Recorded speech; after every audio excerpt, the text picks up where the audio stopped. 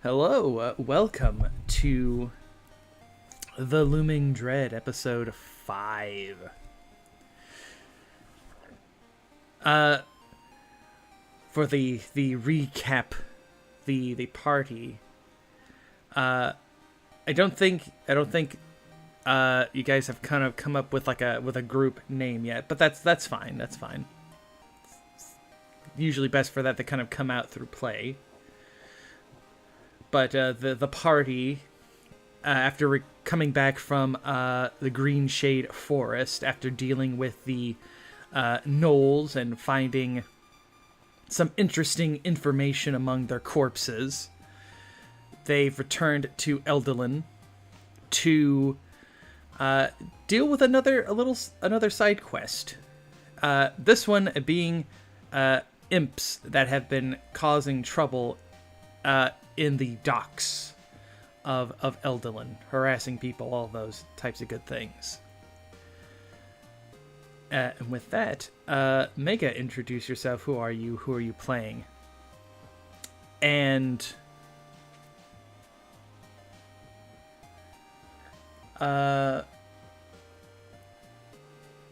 what would be the most annoying thing that someone could do to your character that would just make them mad? Hello, I'm Big Draco. I'm playing Raphael Blackhand, the Paladin Necromancer. What to do to get him generally upset, to get him really annoyed? Annoyed so much that he would get his weapon out to try and kill them. Right.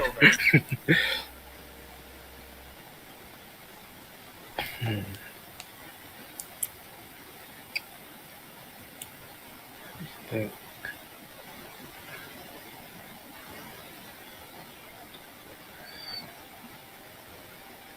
think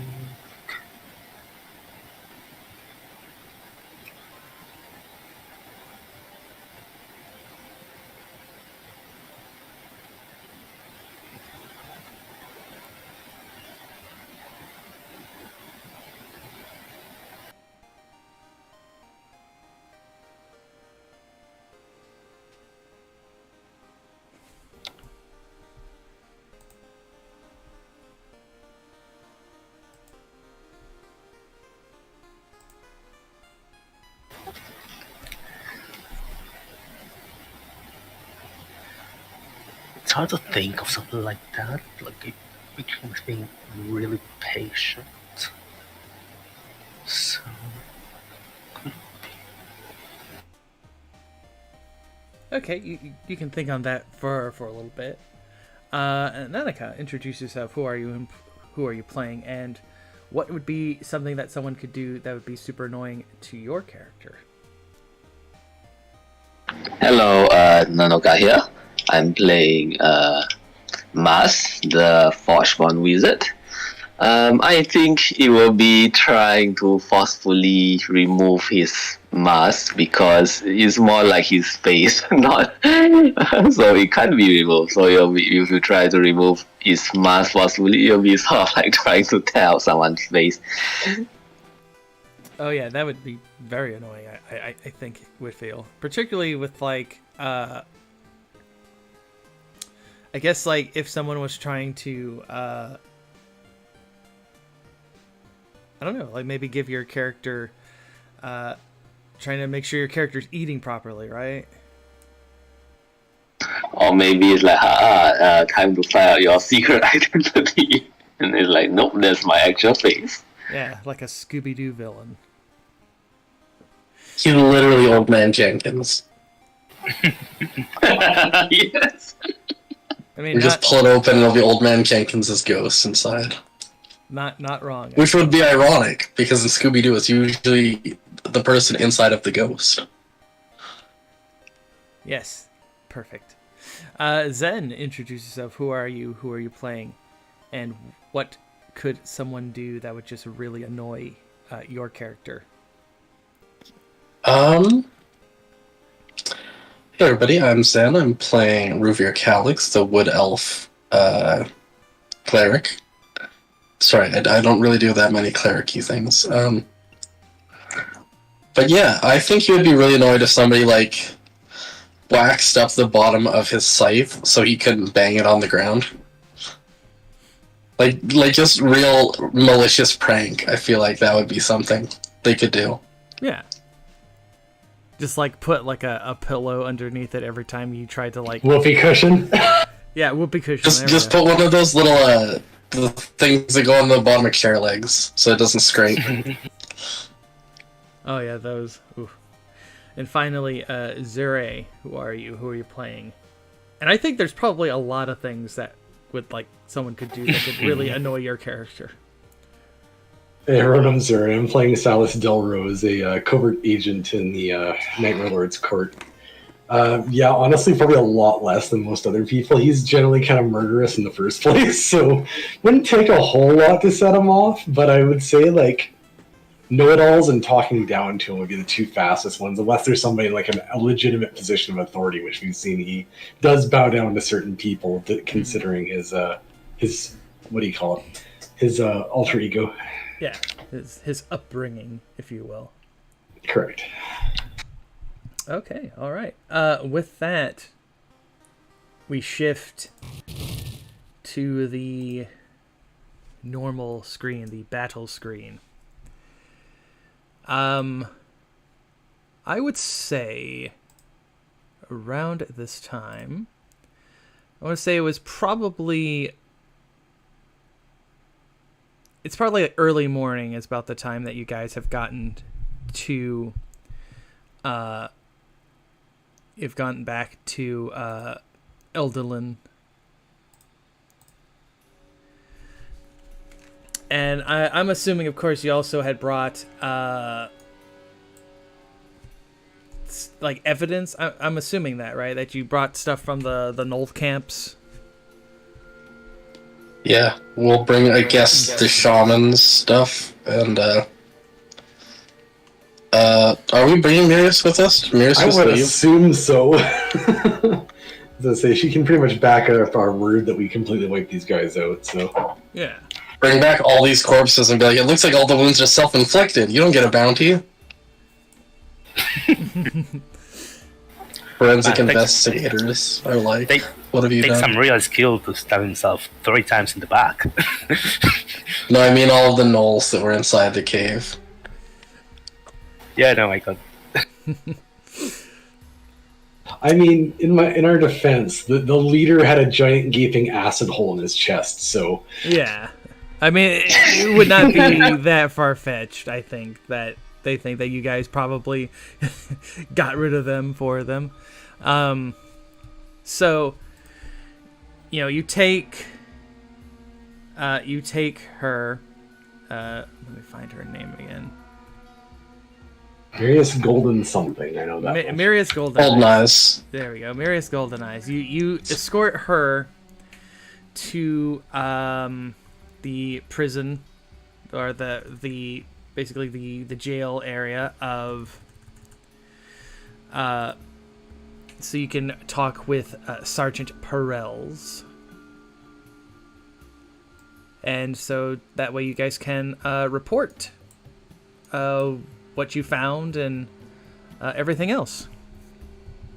You'll see him at like the kind of desk. He's like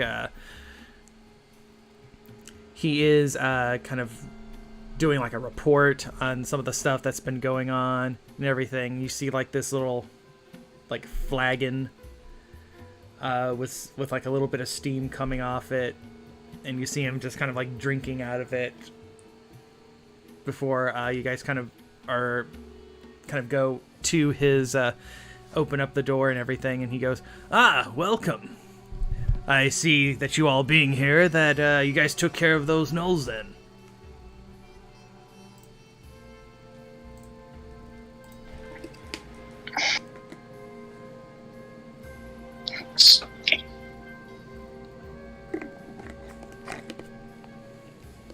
Well, the leader has a big gaping acid hole in his chest, so I suppose we did. He kind of quirks an eyebrow at that, And he goes, right, wizard, of course. Like, he's not necessarily surprised about, like, the acid arrowing, but it's just more the bluntness that you say it with.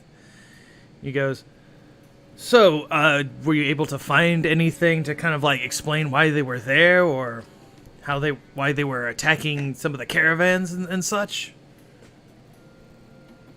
There was evidence that someone had been giving them orders that had to do with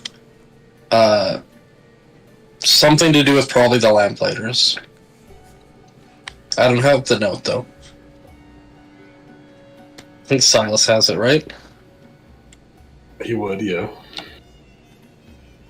I don't know if Silas wants to share the note. So we found a note about that stuff. Hearing that, he'll say, "Can I see this note?"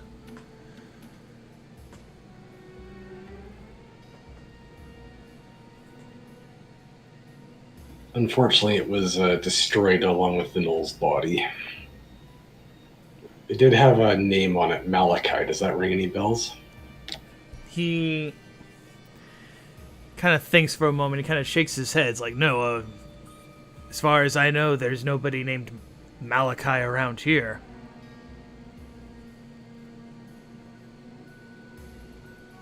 It also had a symbol before it got ignited. Skull and rose and thorns. Anything with that? He goes... he kind of thinks for a moment. He goes, "The skull of rose and thorns, you say?" Mm-hmm.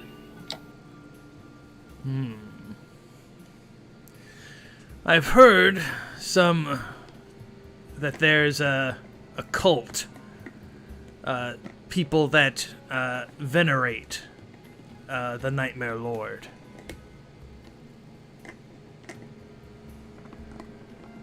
I think that possibly I would have to look at a wanted sign or what have you of it, but I think that symbol is related to them.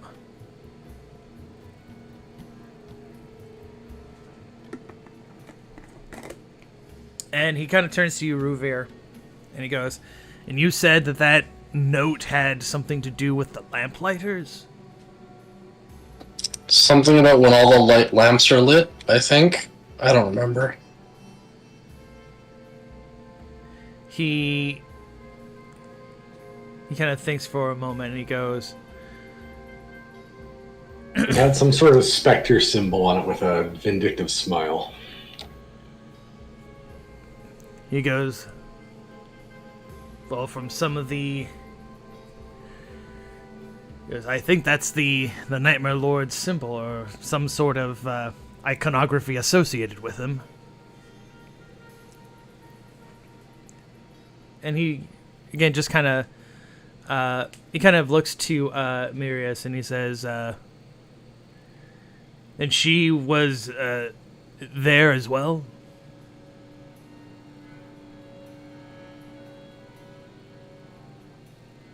She was being sacrificed on an altar, if that's what you're asking, yes. Okay, he kind of looks to her, and you see that she's like a little bit better than how she was, but she's still kind of like visibly like shaky, like still trying to like trying to basically get the stuff, like the trauma, kind of like out of her. And the sergeant just kind of goes, "Well, Miss, I'm assuming, he kind of looks at her and goes, "Wait a minute, aren't you Mirius Golden Hours? You were the noblewoman that came here like a month ago, didn't you?" And she just kind of nods a little bit. He goes, "Strange. I swear I saw you like a few days ago, out in the market." Must have been. He kind of quiets himself a little bit as he says that. He doesn't want to say that, all half elves look alike.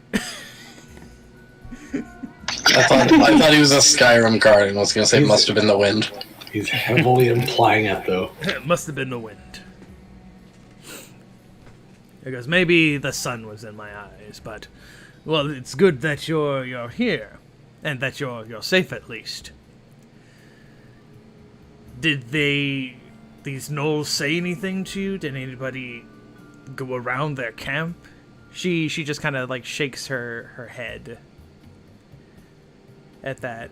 She just kind of says, whenever they got a message, it came from some creature from the woods, like a wolf or a raven. There was no like human that brought them anything. He kind of nods a little bit at that. And he goes, that stuff with the lamplighter sounds quite serious. If something could happen during the kind of thinks for a moment, he goes, there is going to be a lamp festival. I want to say about a month or so from now. A very important event, an event that's been in Eldolan for generations. If that is what that letter you're saying supposedly talked about, then it's possible that something may happen during that festival. I shudder to think what it could be. What date is that on?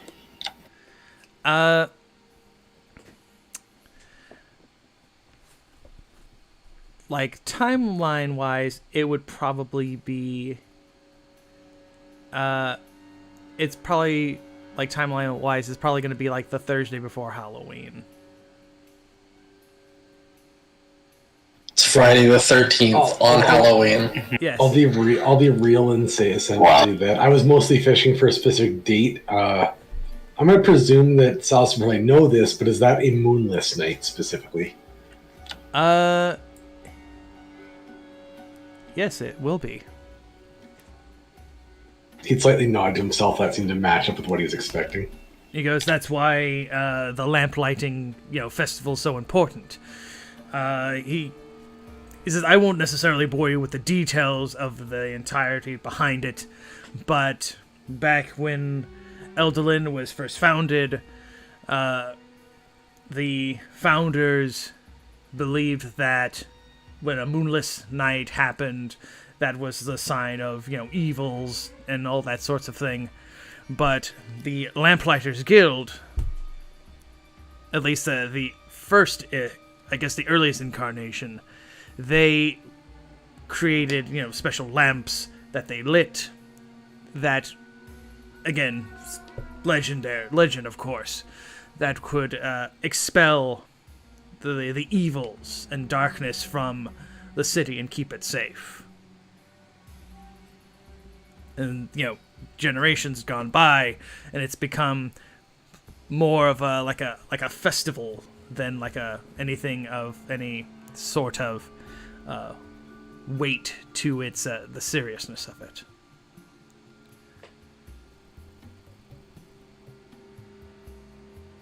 And he, kind of goes, and if something is to happen there, that's going to be difficult. I might have to call in from one of the neighboring towns to see if I can get some more recruits to help strengthen the guard around here. You probably should start on that now, then. He nods and he goes, well, we are going to, I'm assuming, what are you doing next? Has anything happened while we've been gone? He goes, no, things have still been quiet. The good thing, if anything happening, I guess, it would be the fact that Dreamleaf has, any dealings of it have been greatly reduced. And what did your investigation into the guild's surface? Into which guild? He's specifically talking about the Wizard Guild of the guy who's basically wearing the robes. Okay, them. Okay. He goes, well, I spoke with the headmaster. Tobias Longshadow is his name. He, we showed him, we talked about the evidence of the kind of student robe, and he was indeed quite concerned with that. And he says that he would be instigating a curfew for his students. So that should, if one person is missing, then we know that that person was the person there at the brewery that you... What was his name? Grayson, I think? He goes, the strangest thing... Yeah. He says, the strangest thing, he said he never heard of a Grayson. He said that the gentleman, one of his students, let me find the name...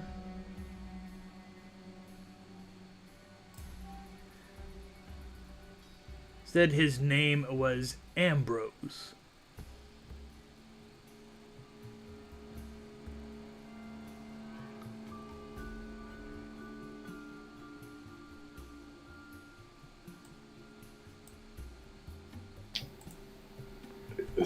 Sorry, the robe belonged to Ambrose, is he saying? Yes, he's saying that, he goes, I asked him which of the wizard schools he belonged to, and he belonged to it was the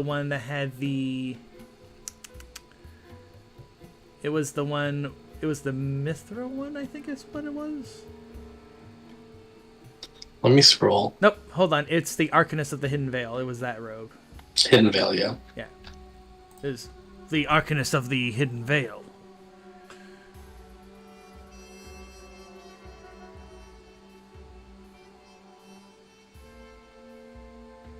He kind of thinks for a moment, he goes,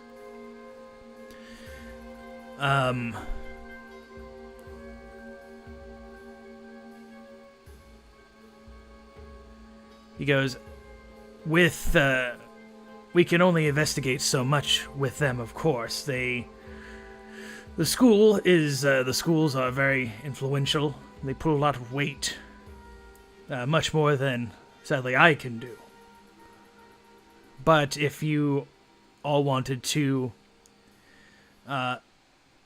speak to Tobias himself, I'm sure that he would have...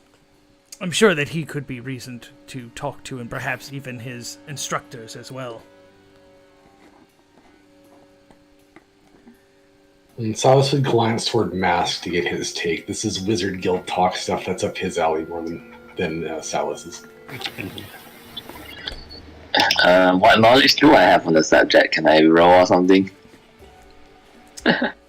Mostly if you think there's anything worthwhile we can talk to them about right now.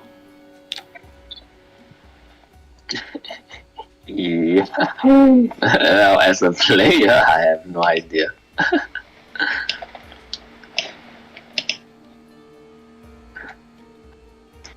Do I have anything I can ask? I don't know, really. Well, in my mind, the question becomes, is Tobias himself, what's the word here, playing ball, essentially, or is he lying to us? And if he's a part of this, that's potentially really bad for us. So I don't know if it's our best interest to talk to him in this instant yet, either way. It sounds like he's already implemented the curfew, so we can potentially... That could just be a thing to show they're trying to deal with the situation and throw us off. Or it could be him legitimately trying to do some action that'll help resolve the situation. But it's hard for me to say, and I'm not sure it's worth us talking to him at this point yet. Just because we don't have enough evidence, we don't have enough to say whether he's involved or not. I'd rather him not know our faces, if we're being honest. Yeah. And the sergeant, as he kind of nods, he'll go, I might go and speak with the lamplighters and perhaps give them some of this information about the that Knowles that you were talking about. If I recommend against that. He kind of quirks about, really? You don't know how many of them are involved, or if you might end up tipping them off that you know about this. It's not a good idea at this point. It's better for you to sit on that information for the moment, do your preparations without involving them, and once we can turn our attention to them to investigate more thoroughly, that would be better. He kind of nods at that a little bit. He's like, yes, perhaps you're right. He'll kind of like rub his eyes a little bit, and he'll go, Did he say anything more about Ambrose, though? That name you brought up has a little bit of concern for me. Well, when I asked him, he said that Ambrose had been an instructor for the school for. He thinks for a moment. He says, for quite a few years now, I believe. Not as much as the dean himself or the deans of the various schools. There's like the headmaster, and then there's like 3 deans. Why would he stop teaching at the school? I imagine that's a fairly lucrative career. Well, from what I got from him, Ambrose apparently did not like the way that the schools kind of handled their curriculums. The Arcanists of the Hidden Veil, they all believe that they understand. They all understand that there's some secret. Let's see. Like some of them claim that they seek a different reality, and that it's hidden by this veil of magic that only a few of them know how to pierce. Typical, wizard haughtiness and all that. It's like my school of magic, it's better than yours, and that sort of thing. Apparently he drank the potion, or the sweet drink of that, if you will, and actively believes that he knows how to pierce this hidden veil, and that his other teachers were too blind or too incompetent to get what he was talking about, and so he left. Noted.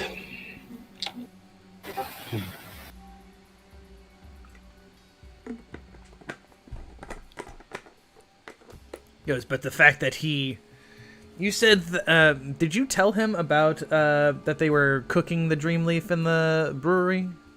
Yeah, he had to be aware of that to go and confiscate it, yeah. Sure. Oh, yeah. Because he would have saw, so he would have been like, but the fact that he started brewing up narcotics,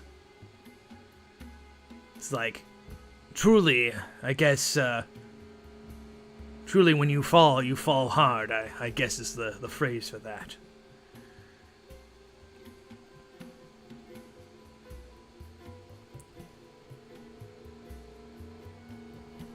Imagine at this point, Silas's expression is very tight, kind of like almost like a kind of grim, kind of shadowy look cast to his features, and he's like starting to sharpen a dagger, like very meaningfully. Ruvir, Raphael, and Mass. What do you all think about what's been kind of talked about here? It's such a shame that one has fallen so hard from the wizard arts. He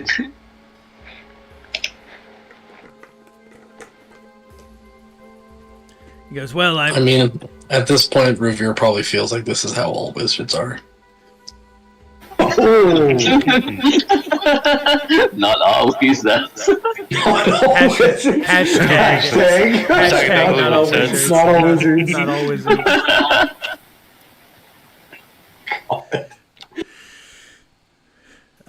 Raphael, what about you?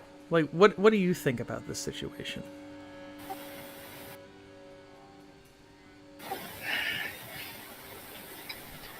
Yeah, Raphael, that's probably also think that most wizards are a sneaky bunch.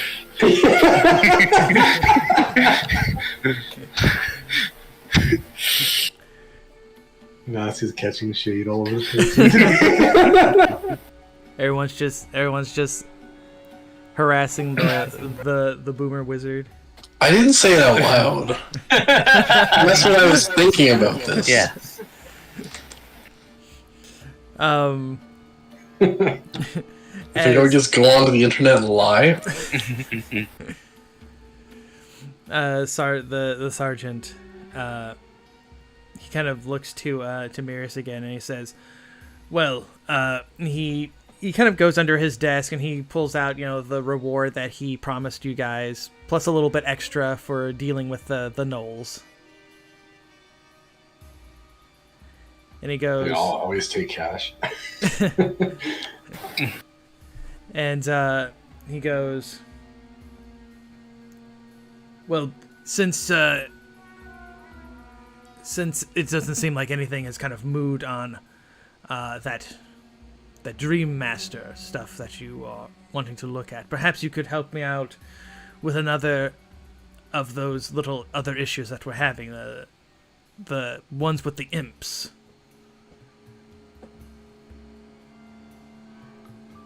Yeah, so I'll stride over and take whatever. I assume there's a right upper page on what's going on. So he'll grab that and hand it to Raphael and just offer a nod in response and start divvying up the coin for them.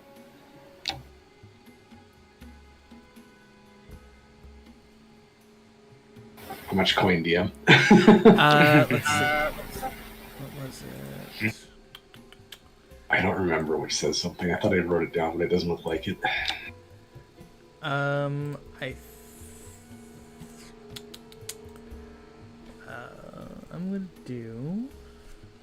gonna roll it. Let's see.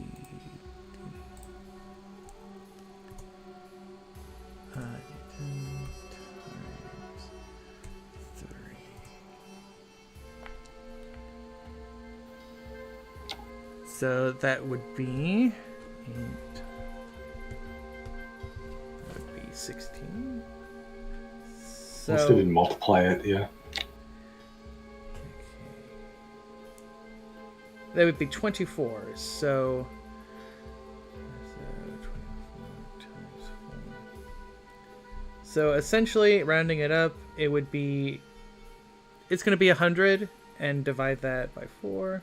So everybody gets 25 each. Okay. Nice. He goes, "Trust me, getting rid of those gnolls, it was worth the money. I can assure you of that." He goes, "With the imps, they're, I would say, very much under that, but still quite destructive. They've been destroying and harassing people in the docks." Sorry, what's that? 25 gold each? Yes, Yeah, we 25. all got 25 gold. Yeah. Yeah, so if there's anything you guys want to buy before you go check out the docks, you can. Potions or oils or runes, whichever you're interested in. Sadly, mine are more expensive than that, so I'll have to wait. I feel like Well, that's stuff that you can be like, okay, we'll get them next time. Pretty I mean, much, yeah. Did we split up the gold from the first? You should. I don't have it on my sheet if we did, though. I had 10 I know we gold. got. I think we got 20 gold to get rooms or something, and I don't think we ever split it up. What did we get for dealing with the last stuff? I don't have it in my notes anywhere. Yeah, me neither. Let me check. Maybe it's in the Discord. Because I think I did. Did we not just get paid? I swear I had a discussion with him and tried to get some gold out of him. I think you guys did, because I remember we got 25 gold and 2 rings from the guys we beat up. Yeah, the skull ring was worth 20. And we didn't split any of that up, I don't think. Yeah. Do you want to do that quick, Sen? So it's 45 gold, so we each got 11. Okay. And then there's a 1 gold left over. How much? 47? We should have 36 each. It was 45 from the rings and from Grayson. So we each get 11. And then we give Sergeant Perels 1 as a tip, I guess. I don't know. No, give it to Mirius just to be nice. Mirius wasn't there at the time. That's fine. She'll just kind of like slowly nod as you give her the gold coin. Oh, what am I talking about? We should give it to Tiberius, obviously. Yes. A coin operator robot. You give him the gold coin and you see him like open up his like armor chest a little bit, and he pulls out like a little bag that's like, it's like a little pig. A piggy bag? Yes. It's a little bag that looks like a pig, and he like opens it up and he puts the coin in there, and then he ties it back up and he pats it, and then he puts it back in his chest armor. He's gonna buy his freedom. Mask. Oh my god. He'll say, I didn't even realize it was an indentured servitude. Who would have thought?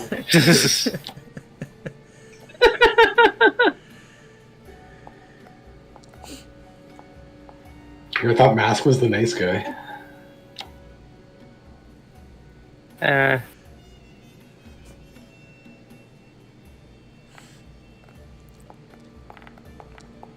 Ooh, I doubled up today. Nice. It's from his stuff. a lot of the faceless too. Nice.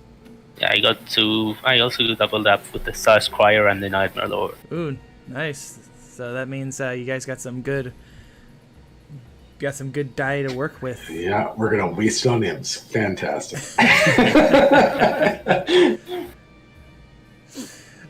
With that though, the sergeant kind of goes, I won't keep you any longer.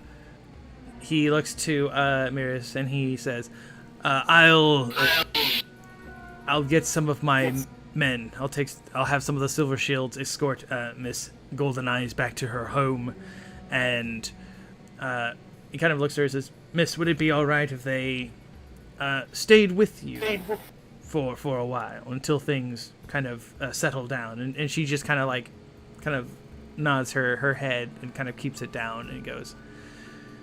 He kind of looks at her like a little, like obviously kind of concerned for her, and he'll look to you all and say, thank you for doing what you've done so far. You are doing... the city will be in your debt, I can assure you of that, for all that you've done so far.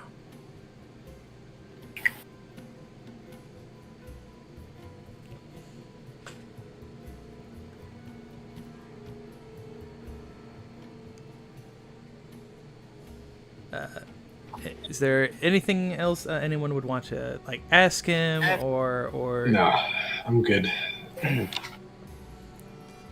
No. Yep. Okay. So then. I don't have any questions. I just want to beat up some imps. All right. I like that enthusiasm. With that, you all head out of the jail, and you begin your trip. Small correction. We are not going straight to the Imps. I'm going to track down Ambrose's house where we were before and beat the crap out of him. Okay. Okay. Assuming he hasn't fled town, I'm going to assume he did. If he was smart, he definitely did. But he's got some answers to make, and Okay. Silas is not pleased right now. Okay. I don't know if you guys really got the what's the word here? The importance of what he was just telling us. But essentially, the robe that guy was wearing and the medallion or whatever came from Ambrose, the guy with the cart. So he's actually working with. No. The whole drug. No. Ambrose is a different person. You're thinking. Hold on. I know who you're thinking of, but you're thinking. It was Ambrose's cart. Did you just? I just have to check. Did you use the same name for two people then? No. You're thinking of Pizzarius. Yeah, that's Pizzarius. Pizzarius Rain is the one who sold the cart to Ambrose / Grayson. Yeah, that was the guy who Pizzarius. we already hassled, was Pizzarius. Yeah. Oh, that was my bad then? I got people mixed up apparently. Wait a minute, Pizzarius starts with P. I know. He's the evil guy who signed the letter. The DM's got like 18 people's names start with P so far though, so I haven't tried to put too much stock in that yet. Yeah, unfortunately, sorry, that is... I honestly got the feeling that Ambrose had lied the crap out of us. I was about to go and murder his face off. So that was probably a good save there, DM.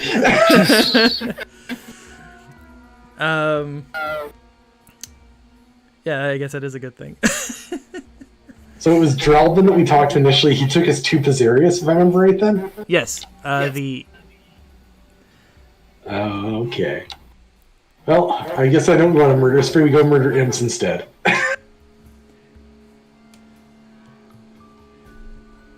Crises about that. We don't go on a murder spree, we go on a different murder spree. Yeah, but this is a justified murder spree because they're imps. Yeah, but it's premeditated, so it's murder. And we're getting paid. Exactly, you're getting super paid. If anything, we're assassins, so it's fine. Okay. So you head down to the docks. The smell of the ocean is quite prominent. You hear the typical sound of seagulls. You hear the sounds of sailors, on the ships, the hauling and moving of product. If anyone would love to do a wisdom to perceive something or hear something, as you guys are kind of getting into like the heart of the docks itself. Well, 17. Raw wisdom. Oh. Oh wow, this Everybody's is dice keep popping on top of my sheet, so I can't click it. Rude. Oh. My elven eyes don't see anything. I'll say that Raphael, you're completely kind of entranced with like something that's around the kind of like the port or like kind of around the docks. What is it that you're so interested in? Are you looking at a seagull?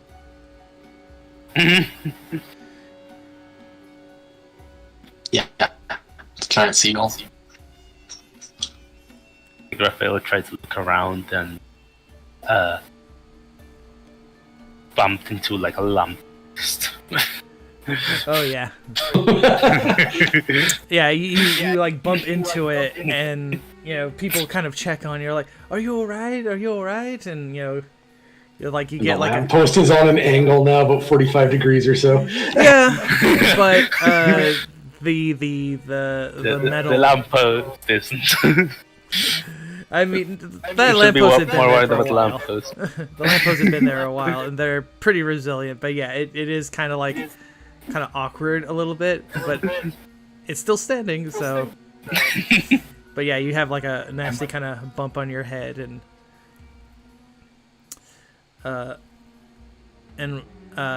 with Ruvir, Ruver, what were you kind of like looking at that kind of got you interested in something? It was a giant seagull. It It was using its wings like little hands. Yeah, was it singing about a scuttlebutt? No, it was just picking up bread with its wings. I'm like, I didn't think wings could do that. That seems wrong somehow. But I couldn't look away.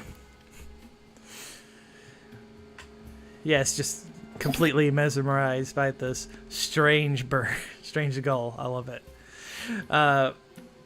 For Silas and Mask, you hear first the sound of like the fish hawkers in the docks, talking about their fresh fish, the things that they've caught for today, and then you hear the sound of like screams, and you hear the sounds of things being tipped over, and like the sound of like wood being smashed.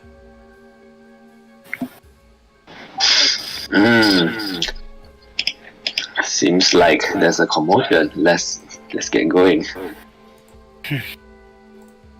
Silas would be sipping one of those energy drinks, essentially from one of the magical vending machines, and he'll have put another one into Tiberius's hand. I don't know if he's done anything with it yet, but he's holding it at least. And he'd smack Raphael on the armor, create a clang and get his attention. I did not think you were going to say armor. What? You started with an A, and I thought we were playing baseball for a second. No, clanks him on the armor and points him in the direction of the thing, because he knows Raphael's good at dealing with, we'll say, disturbances of most natures. Go get him, sport. And so you all kind of rush towards the Fisher's Market. And just let me know if you guys can see properly. Yeah. It seems so. Okay, because I turned off the vision thing, because I know that we don't have the token vision on. Ah, right. We start from like here. I don't know. I think imagine that's up to DM. Yeah, it would be from here. Makes sense.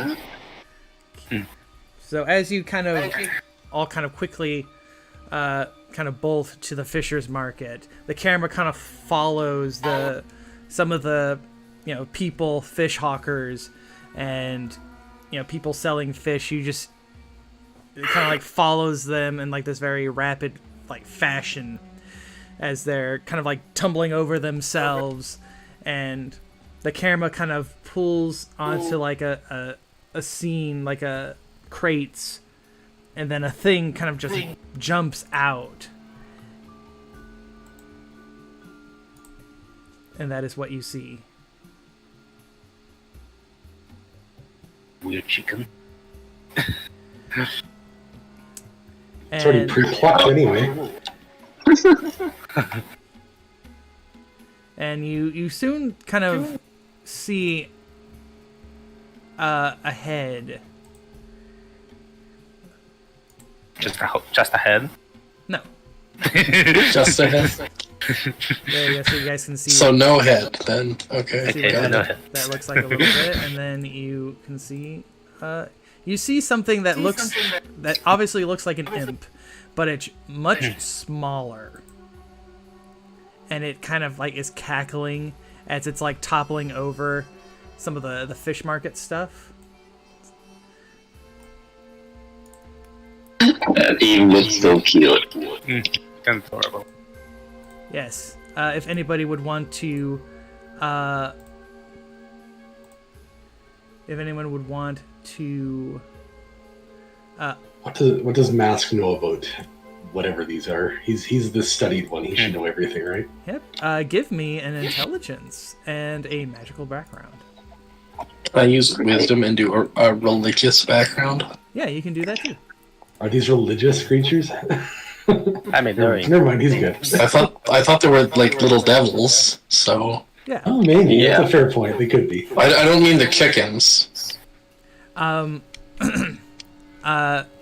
Mask and Ruvir, you know that these fellows right there, those are pesterlings. They're lesser imps. And these things right here, those are Stygian fowls. Those are the lowest tier of like demon that you can possibly get. Like they're even lower than a skin devil. Or the like Dretch in that? Oh boy. Yeah, like even a Dretch is better than them. Wow. That's very hurtful. That's really low, actually. That is a low bar. But that is what you see kind of assaulting the various people and their fishes. You see one of the Stygian fowls actually like jumps onto like one of the tarp for like a roof, and it releases this kind of like sound that sounds like a chicken, but it's more like a sound. And the pesterlings, you see them just kind of like, one of them kind of like starts poking with his like little pitchfork at one of the fishmongers, and just kind of goes, yeah, squirm. That was really good. Can you repeat that really quick? Nice. I didn't hear it. I don't think it came through on the stream. Yes. Thank you. That was so good. And keep one. as you guys kind of come in, one of the Stygian fowls kind of like releases this kind of rock sound, like an alarm sound, and some of the other creatures begin to. They look like they want to attack. You don't want to try diplomacy? Aw. I mean, you could attempt it. Quick, use your fake tongue. It's already gone, sorry. I just want to hear you do the imp noises now. I sadly do not have another one. Sad. Yet. Oh, Raphael, you're ready to catch some chickens, eh? Ready to rumble. I'll be right back. I need to. On the other hand, I'm going to take a nap. You have a good time. Hey, I didn't roll the lowest. Oh no, I did roll the lowest. No, that's an actual one. That's an actual one, so yeah, I didn't roll the lowest. Wow. Damn. It's fine. Raphael's got this, guys. It's not like we'll die due to action economy.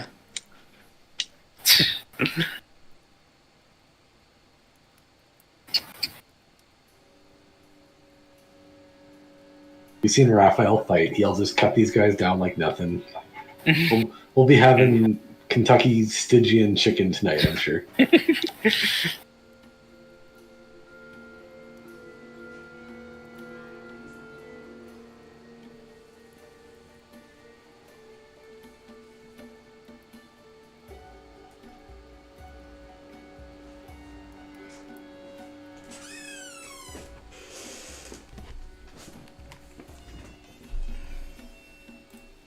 Okay, sorry about that. I'm going to change the music real quick.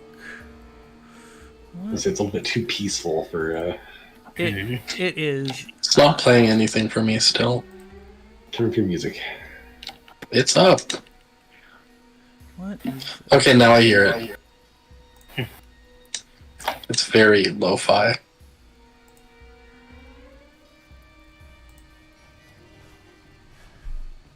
Okay, let's. Okay.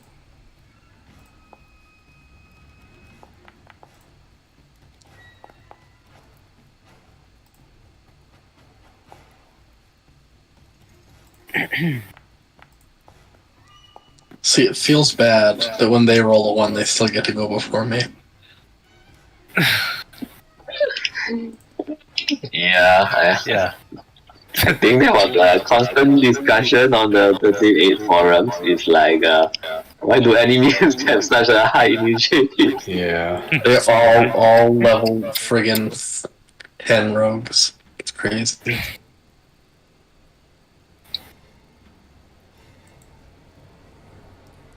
I think it's at least like. I think that it's at least a little bit better than how it was last time, but I'll work on their initiatives. Okay, so the first it's that Pesterling. I don't know why they didn't have the funny name, but this Oh, Pesterling, yeah, weird. I think it's probably because I think it's because it linked. I think it's because it was an actor linked thing. That's probably why. Which means I should probably... Yep. Their actor data was all linked. Which would be very bad, because that means they would probably... They would all die at the same time? Right. all die at the same time. So, let me just do that real quick.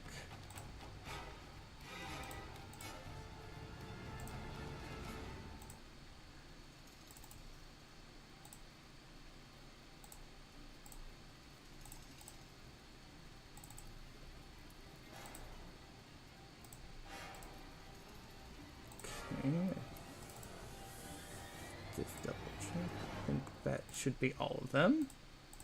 So this Pesterling, he's going to... He is going to... I think he's going to spend his entire actions to try to get to here. Because he wants to pester you. That's 2 moves. Then this Pesterling, this Pesterling, he's going to fly himself rather badly over to here. And he is going to use a Yuck Jet at Raphael. What? Yuck or yuck? Is he gonna laugh? Yuck. No, like, oh. Ooh. Oh. You see him burp, and like this kind of like acid comes out of his mouth, but it just ends up kind of onto like the floor. But you see it kind of the floor kind of sizzles a little bit as he does that. So you're like, ugh. Good thing that did not hit me. Yeah. And that is his turn as he kind of like a chubby bat just kind of flies in the air. Raphael, it's your turn. Yeah, I'm just gonna go up and hit it. Okay.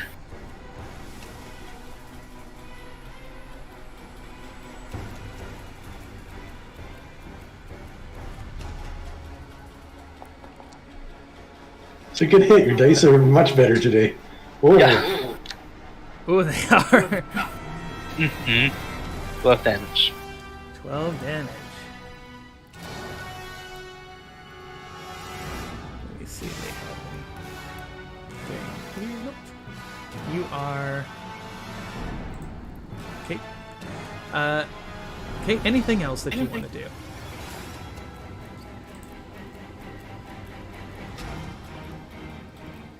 No, that's my turn. Okay. So yeah, you took a big ol' smack against the Pesterling, and now it Yep. turns to the Stygian Fowl. The Stygian Fowl are mooks. So this Stygian Fowl is going to quickly run itself at Ruvir, and it's going to attempt a jagged peck attack.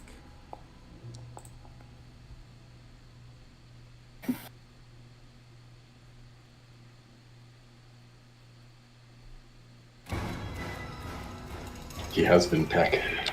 Indeed, he has been pecked. I thought I was impeccable. The Indecisive you're gonna see it kind of hop onto the tarp here, and then just kind of use its wings. It kind of flies just a little bit, then flumps on the floor, and then it attempts to scratch Raphael.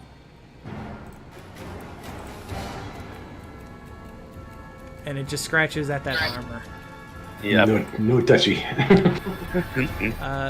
Sensible is going to hop over here onto like the boxes, and it's going to peck at Raphael.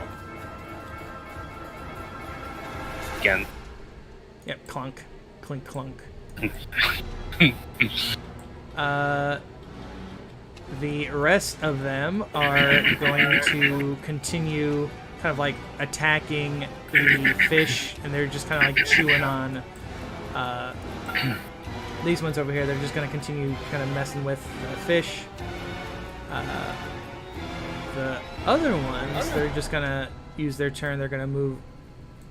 They're just going to move to here. And that will be all of the Stygian fowls. It's time for this pesterling. He's gonna flap himself over here.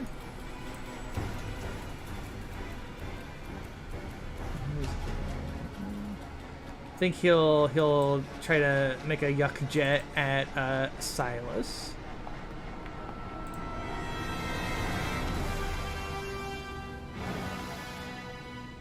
No luck. Yep, you were able to just quickly dodge out of the way. That one is this pesterling. He's gonna fly up, and he is going to. Can't quite get to. Can't quite get to you, but he's going to attempt a yuck jet on you.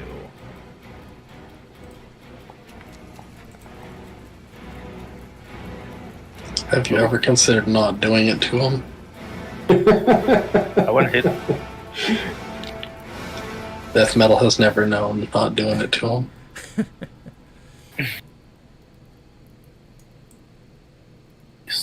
What is this? Okay. Okay, and you are also dazed. I believe it is a normal save for that. That is their turn. Mask, it's your turn. As you see these pesterlings and little lesser demons attacking your party. Okay, is the Stygian fowl like, what's the one I'm looking for? Mooks? Yes, they are mooks. Alright, I'm going to Elemental Triad then. Not only that, they are level 0 mooks. I made them as weak as I could possibly make them. Okay. Oh, that's like nearly mid-raw damage. Let's see. So, let's see. Who got... Okay, so Sensible and Indecisive got hit, correct? If I'm reading it Correct. Cold and lightning damage, it looks like. Cold and lightning. And then, I'm sorry, one miss damage on the first one. Okay. So... Okay, so Sensible took 1 damage. Why am I doing it like that? There we go. Indecisive. Wait, oh, that's the one who had the 1. So this one.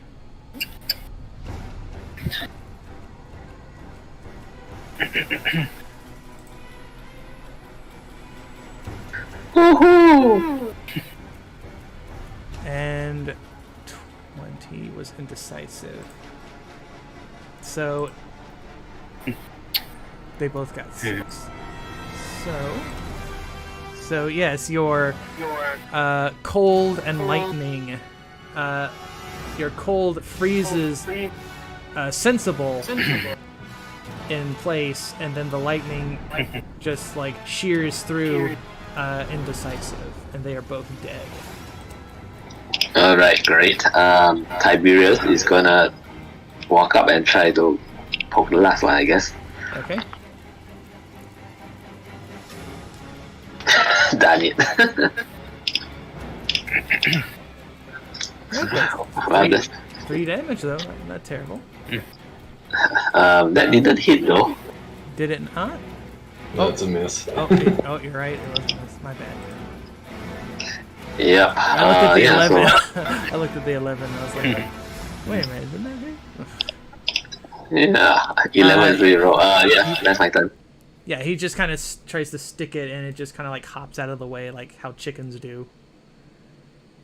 They start like scratching at the dirt. Okay, Yep. and that is that Pesterling's turn. And he's going to spend his action to get to here. Okay, Ruvir, it's your turn. Okay. I'm engaged with this chicken, I guess. Yeah. He tried to peck you, so yeah. I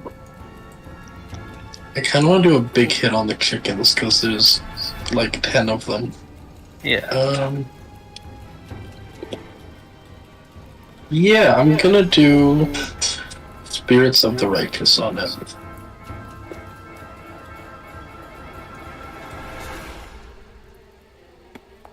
Which doesn't provoke because of the scythe.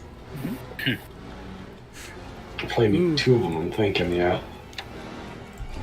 Let's see. You are indeed plinking 2 of them, and you're going to reduce 1. Okay, so this guy right here, he had 5, so he's dead. Then there's 10 damage left. Which of these ones do you want to get hit? Or do you want this one to get hit? Where was the closest?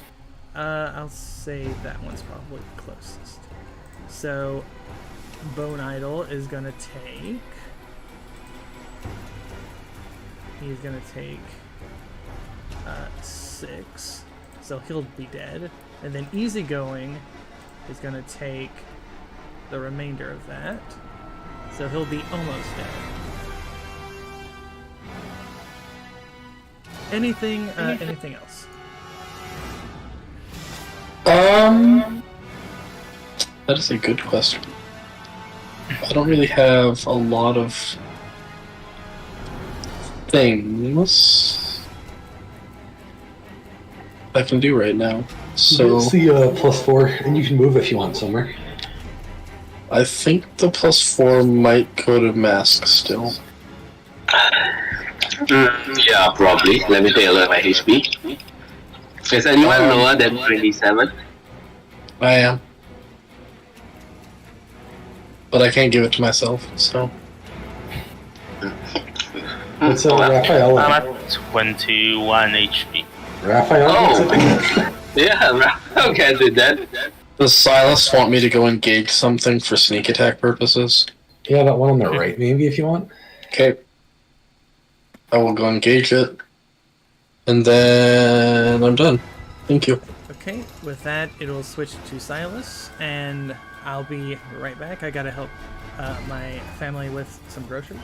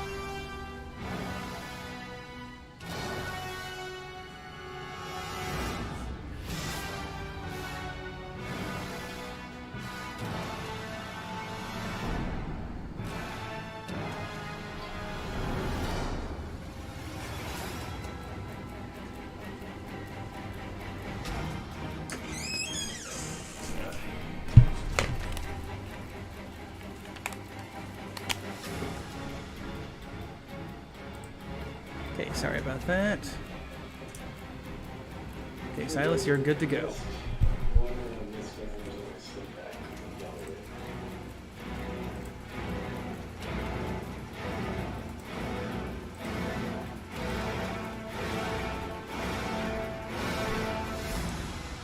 Okay, illusionary blades. Oh, it was on the one beside Rubier. Okay. Okay, that is indeed going to be 14. Nice. Oh no, it didn't. It didn't hit. No, it's a miss. I saw it there. So, 1 damage. You fling your illusionary blades, and it nicks the wing a little bit, and it goes, "Have to do better than that." It's fine, I've already moved out of sight. Alright, whoever's next. Okay. Which pistol? This one.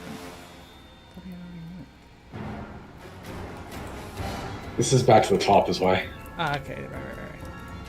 Okay, back to the top. This pesterling, he's going to fly himself over here. That's not the. That's the best one. Oh, it isn't? Straight up. See, this is why I like having Yeah, it rings. is. This is why I like having I agree. You can click up here. Okay. Oh, yeah, he had to disengage first. 'Cause he was next to you. And he did. Just that. Just barely got it. He's gonna fly over here, and he's gonna use his pestering pitchfork on Tiberius. And woohoo!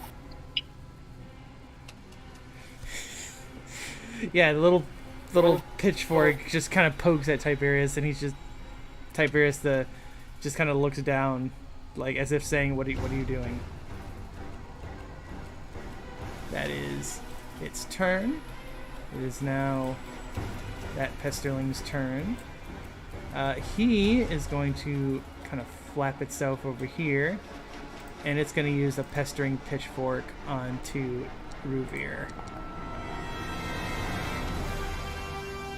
Oh, barely got him. So yeah, the little pitchfork kind of pokes you, and then it kind of, as it comes out, it's one of those like little jagged ones. And that is his turn, or its turn, I should say. Okay, Raphael, it's your turn.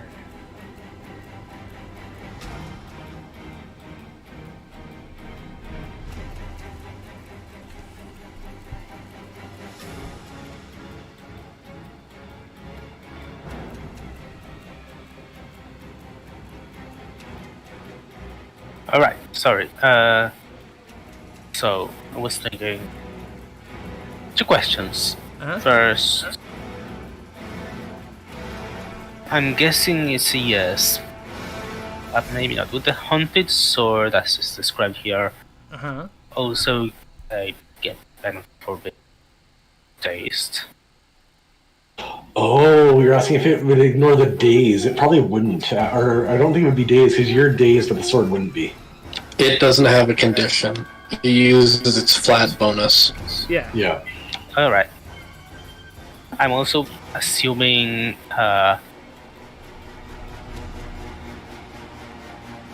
it can't use the extra damage for thirsting blades because it's the ghost attacking and the ghosts that have HP to pay. Yeah. Would it waste the thirsting blades, like if it attacks and doesn't pay the HP, or do I get it for next turn? Let me do a quick look at what that does.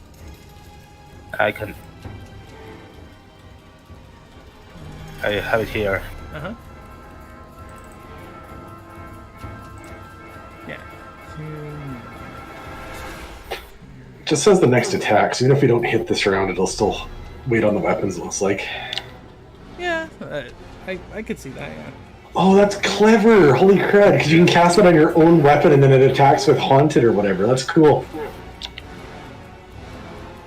Yeah, like I said, I don't like that's can the hunted whip can the hunted sword attack use that, because like I have to treat it as though an ally is using it.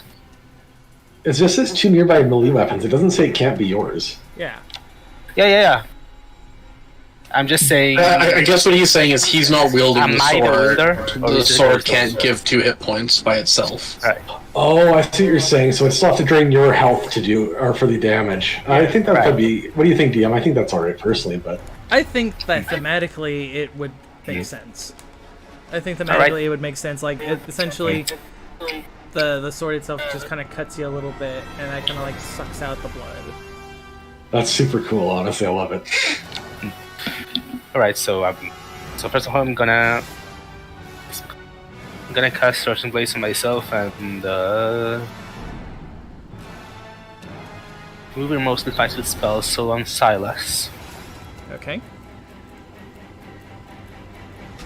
Cool. Thanks.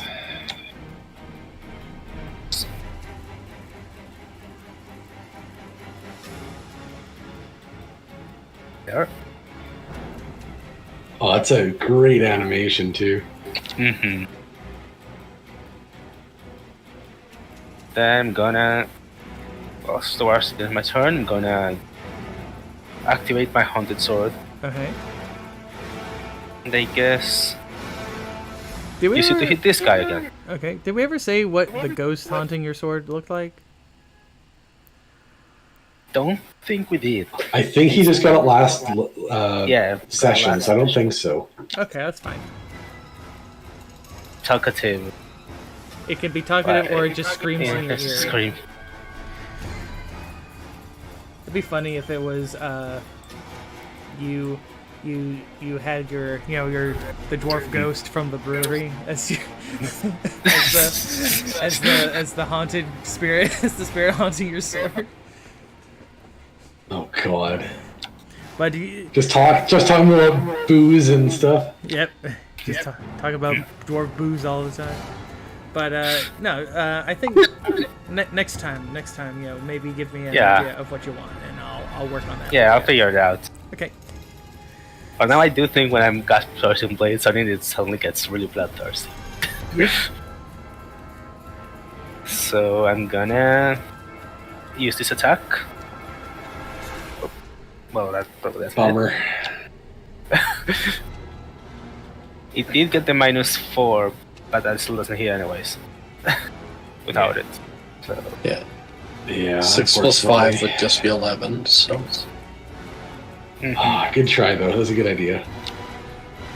That's fine. You can hit it next round and get the damage boost. yeah. Alright, and then I save. It's a normal save, right? Yes, normal save. Alright, there we go. Hey. Yeah, you are no longer dazed. You kind of like wipe the jet off of your face. Yeah. Ugh. And is that everything? Yeah. I mean, I said that's the end of the turn. Sorry. It's fine. Okay. With that, we're going to. Die. Yeah, I mean, yes, that is true. We will die at one point, but that is not right now. I'll say it better not be the chickens. I'll say that.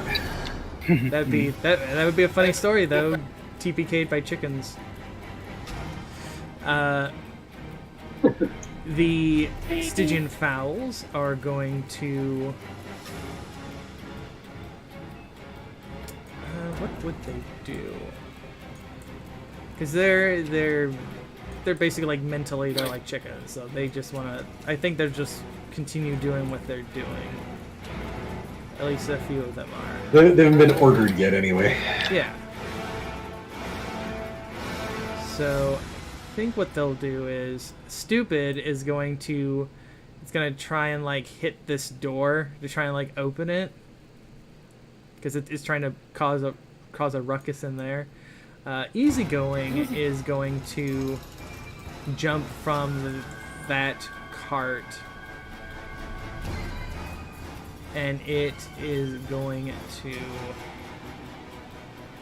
rush itself here between these pesterlings, and it's going to try and do a quick scratch with at root beer Ooh. That's not ideal. for 6 damage. Trustworthy is going to kind of like ugly fly itself to these boxes. Stimulating is going to run itself over here. Inconsolable is going to be scratching at worms in this little area here. And Dowdy is going to rush itself here and take a scratch at Raphael. Which just again flies against the armor. Yep. And it's now the Pesterlings again. This Pesterling is going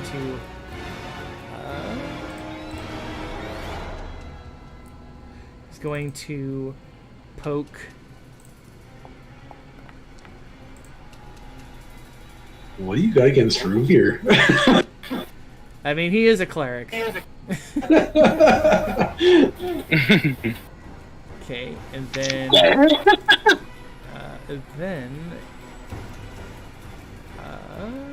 what do I want it to do?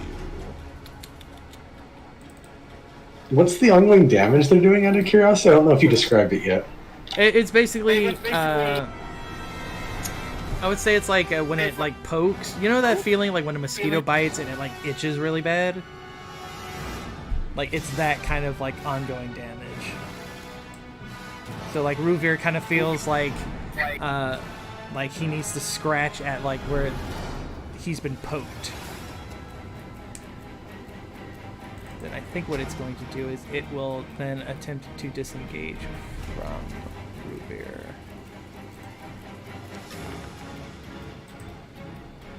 And it's, Those dice. yeah, they really want these ones to survive for a little while. And it's going to fly itself over here. That'll be its turn. This Pesterling is going to fly itself. And it's going to attempt to pester Raphael. And just clink off that armor. Okay, Mask, it's your turn. Alright, I'm gonna acid arrow the Pesterling that's on Ruvier. Okay. Oh wait, sorry, that's wait, it is supposed, did I use acid arrow in the last battle? I forgot. Yeah, you did. Because you shot it, I think you crit or something. You like shot it. Oh right, yeah. Alright, so I'll use my specialist slot then to turn it into acid arrow. Okay.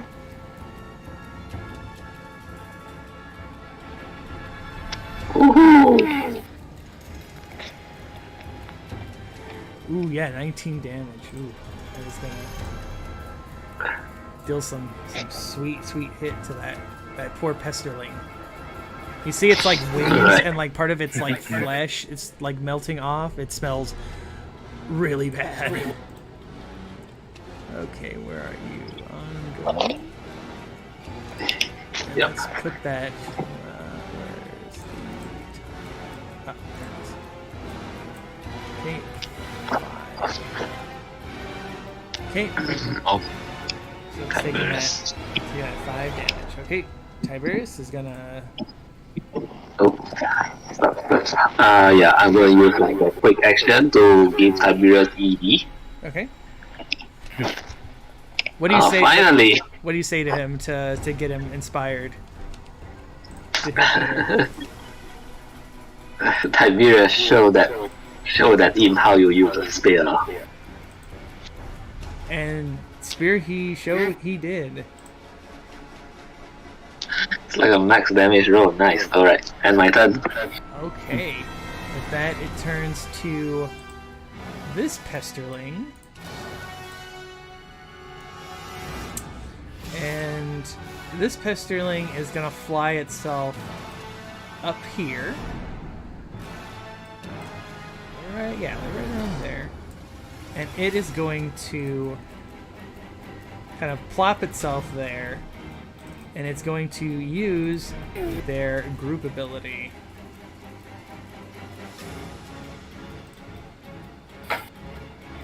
Against one of you. And miss.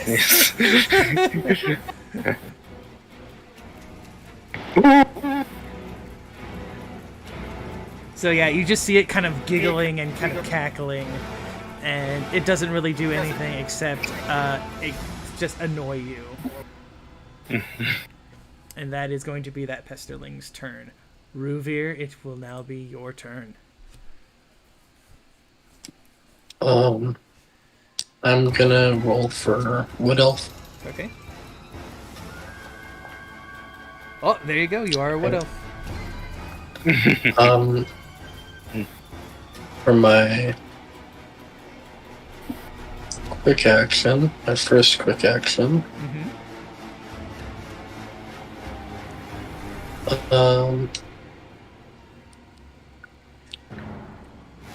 Gonna do Domain of, or Invocation of Protection. Okay.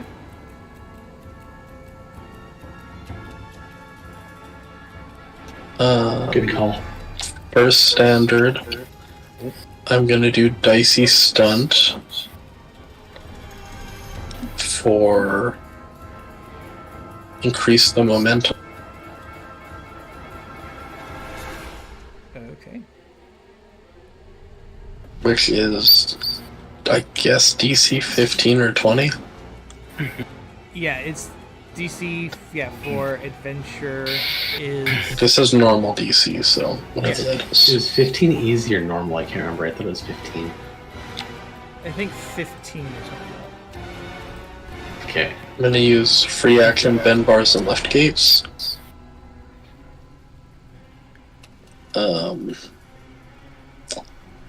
And then I'm going to do a strength skill check.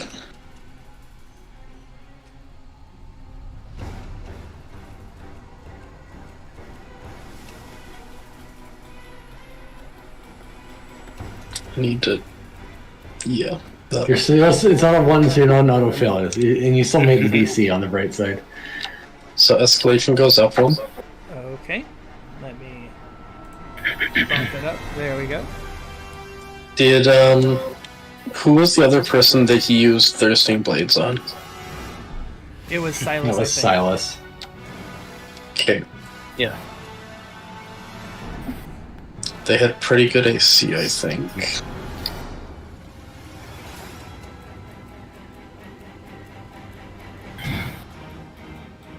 I'm gonna do Light of the Maledictine Moon on one of the ones engaged with me. Okay. We'll try the Pesterling.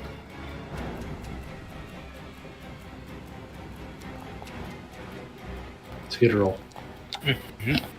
It's decent damage. Oh yeah, their PD sucks. Okay, 11 holy. Okay. And that 11 holy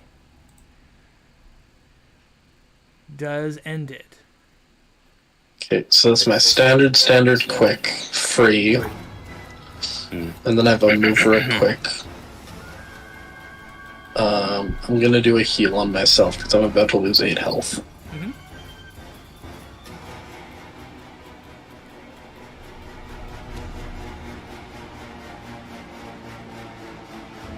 And then I do 8 health off.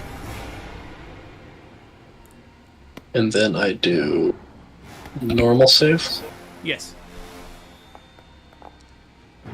That's about right. Okay, I'm done. Okay, Silas, it is your turn. Okay. Let's see here. The one's pretty low.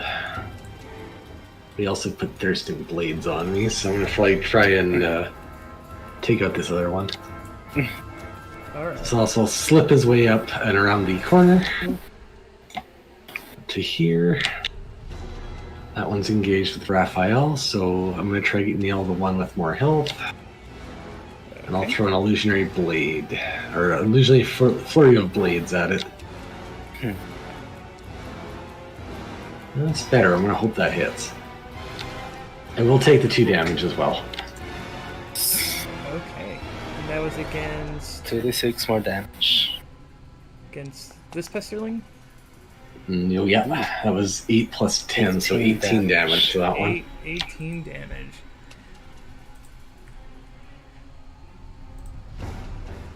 Not that one. I said the one with more health. Oh, sorry.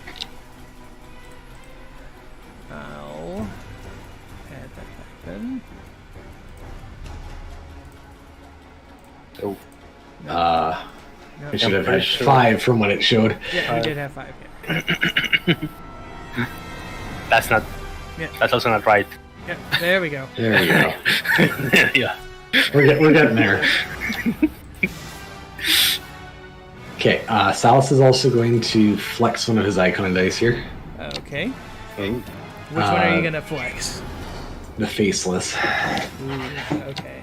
So Salus will kind of flick a hand over to Ruvir, and as he does, he kind of like makes a pulling motion with his fingers, and kind of those sores and those weeping pustules or whatever these guys are leaving behind with their pokes, it kind of just sloughs off his face, and he kind of flicks his hand over, and he immediately transfers that ongoing damage onto the pesterling that's really low beside Raphael. Okay. Nice. So it's gonna take the. Yeah, I'm gonna pull the ongoing off of him and put it on the pesterling. Okay. Nifty. As he removes the face off Ruvir and slaps it over onto this guy. Yeah, you see the little pesterling starts like scratching itself with like its little claws. And just when you thought he was done, he remembered he had another ability, and he's going to activate the Shadow Poison on the one he already hit as a free action. Where is Shadow Poison? Oh, I should no longer have that AC. Extra 8 poison damage to the badly injured one. Okay. Yeah, that umbral miasma causes it to melt into a puddle of like goopy goop. Okay, my turn is done. Okay, top of the round. This pesterling is left. It is going to attempt to get away, and it's technically engaged with 2 people, so it's gonna roll to disengage. And it does. 16. So it is going to fly itself over here to try and get some distance. Then it's going to... I think it'll throw a yuck jet at Tiberius. And miss. Oof. Yeah, that would have been bad on your guy. With that is going to be its turn. Raphael, it's your turn. 8 ongoing. And the 8 ongoing, which will definitely... After it does that, it scratches itself to death. And that's it. Raphael, it's your turn. See.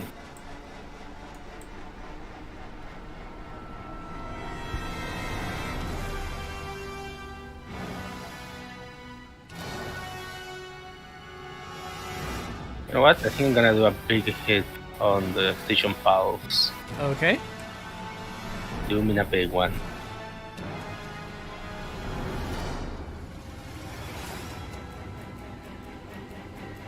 Mighty Eagle. Okay. Oh wait, that's... It should be... It's... Oh well. I'm gonna... Ooh. Max damage too. Yep. Let's go. That's definitely a hit. That will definitely hit, yeah. I'm gonna take the 2 damage and roll 2d6. Okay. So that's 25 damage on the station foul. Okay. Now I need to... Okay. Let's see.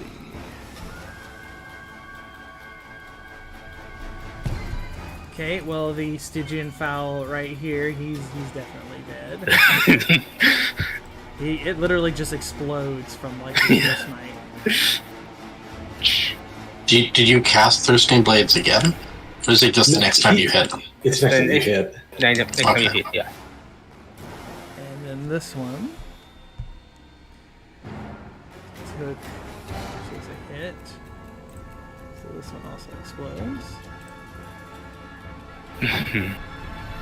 This one explodes. Let's see. This one, smacking on the door, also explodes. Whoop.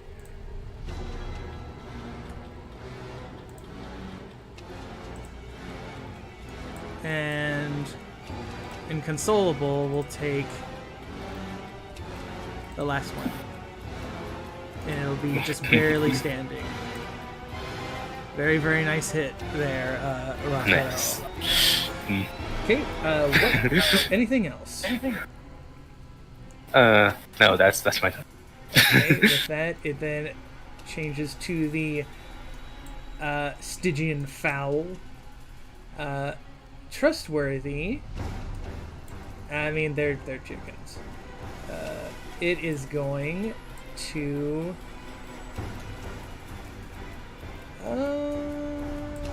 It is going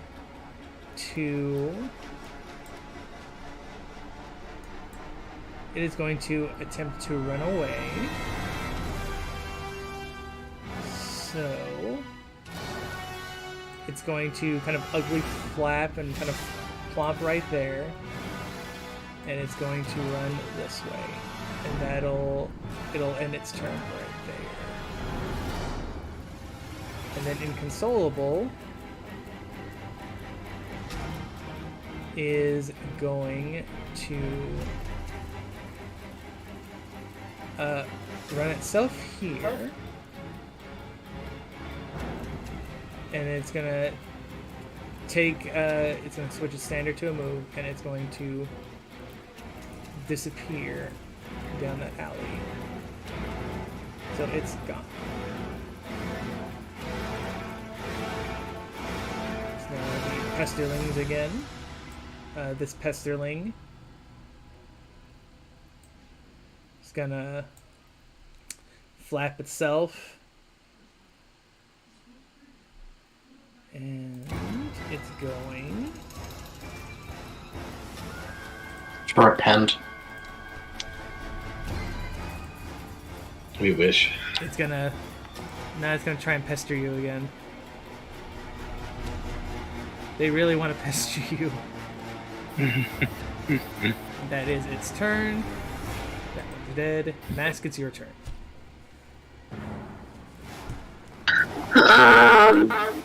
Okay, well, I guess I have to use my specialist slot to get at will. Okay. Yeah, so gonna start Phantom Lantern. Oh no, okay, yeah.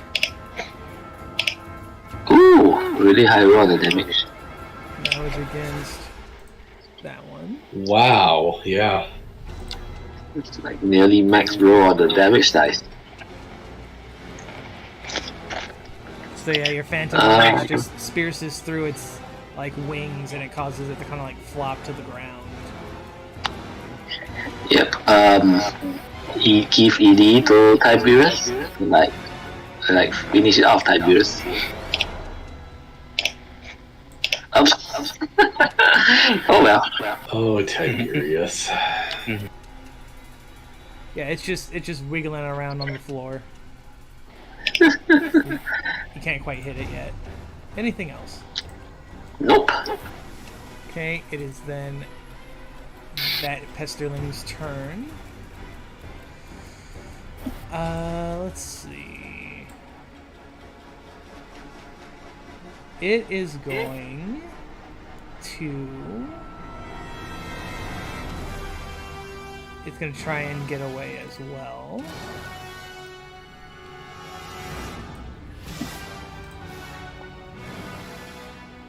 and fail.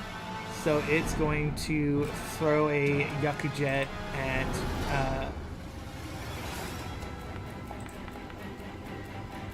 Silas.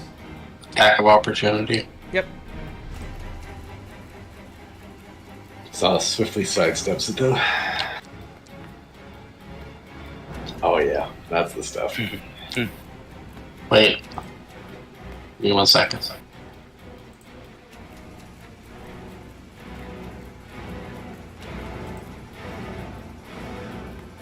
$21 damage. That was a costly mistake.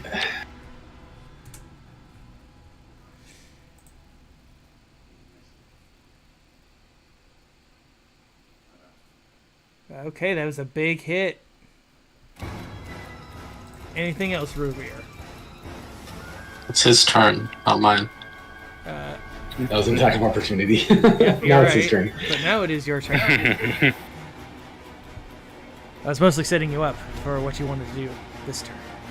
Alright, I'm gonna do the thing that's not an AC attack, I guess, because... Yeah.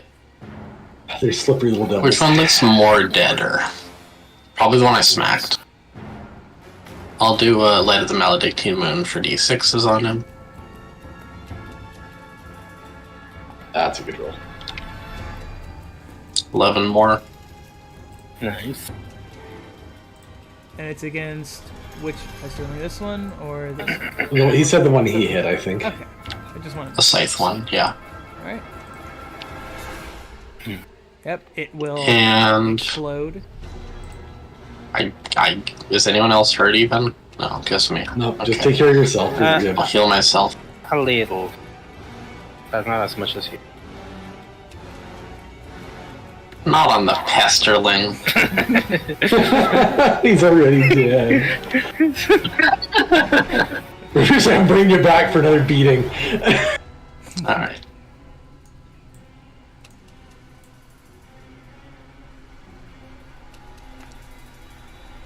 I rolled all 14s this turn, just so you know. Yeah, That's 3 14s in a row. lucky 14. End of turn. Alright, Silas, it is your turn. Okay, let's. I'm engaged with the last one. As I say, so it's Tiberius, if I'm not mistaken, so we should be okay either way. Yeah, but Tiberius isn't people. I think it still works for sneak attack, though. I know it does. He's an ally. Okay, quick action. Oh, wait. Yeah, quick action. I'll use Steel Sight to try and blind him. Oh, I'm glad I did that, because I ate the fail on it, so now we'll try and hit him with Illusionary Blade as he dodges the first attack into the second.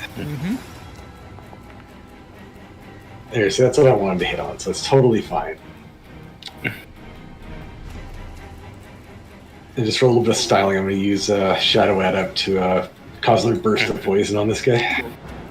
Okay.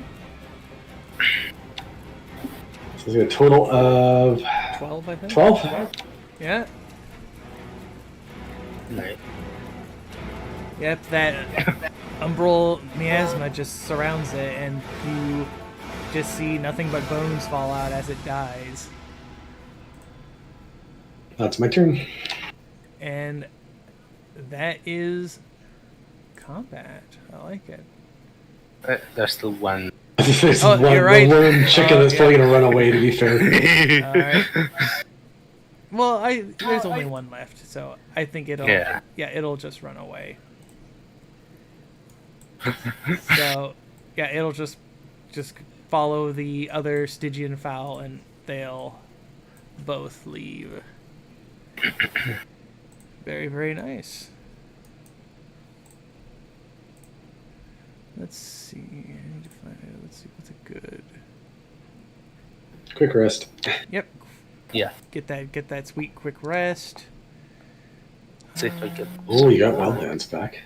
Ooh, let's go. I still have not got here we back go. Lost This is Illusions. perfect. This is perfect. Hold up. Give me a second. Did not. Huh. Why is my. Oh, so I can set the recharge. Yeah, you're once per battle, I think. No, you're Yeah, once per recharge. Yeah, it's a once per battle with some extra uses, I think. The Oh, there's the haunted sword. sword. It's the haunted sword that it didn't charge. Now I did, and I did not roll right. Too bad. It's tired. It's a little knackered. It did its best. Yeah. But as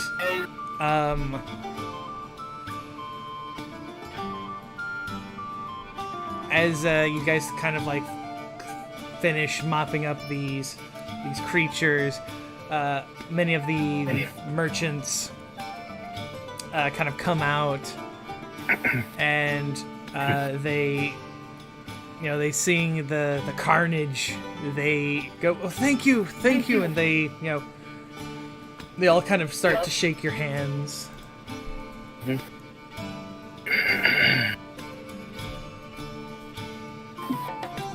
And now you have corpses to investigate.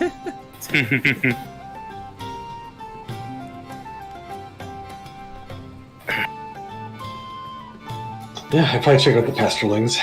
Yeah, I'll check out the. Okay. Inspect the And what exactly are you attempting to investigate? Specifically, well, they look like kind of outsiders. Salas isn't super detailedly know about this stuff, but I imagine he'd be checking more for notes and that sort of thing. He'd leave the, checking for if they're summoned or whatever to the wizard and the cleric that might know better on those. I mean, did they poof away when we killed them? Yes. They're summoned. Well, never mind. There's nobody to check then. Maybe they could examine the magic and figure out what brought them here or something. Who knows? Yeah. Yeah. That's infection for the wizard. Alright, do I sense any summoning magic or something then? Yeah, like, you get like a little whiff of like summoning, like a little bit of that conjuration kind of magic. A little bit of that conjuration stank on it. Yeah, indeed. The wizard used the stanky leg. And from what you kind of, describe for me how like Mass kind of like tries to find those traces of magic. So he smells this whiff and it's like, the smell of sulfur. And then he takes out a pouch from his pocket and sprinkles some magic dust around the sulfur, and you can see like some visible, sort of like magical interference, I suppose. Okay. Are you trying to find out where they were summoned from? Or Sure, or who summoned them if that's possible? A signature or something, yeah. Sure.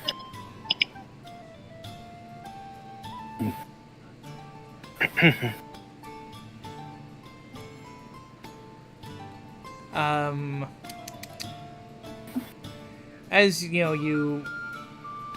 as you kind of let it crackle and such, and like the whiff kind of like flows up, very, very much like cartoon, kind of like physically you see it kind of go into like your nose mask.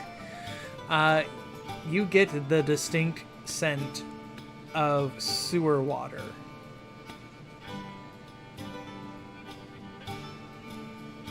And you do get like a whiff of arcane. So there's whoever summoned them is in the sewers.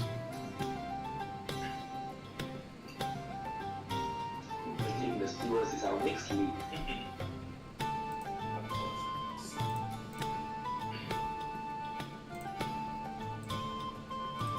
Great.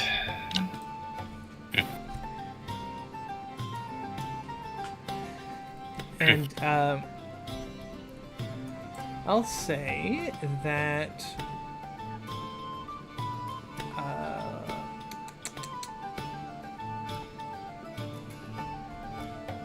like around like in this area you'll probably find like a manhole.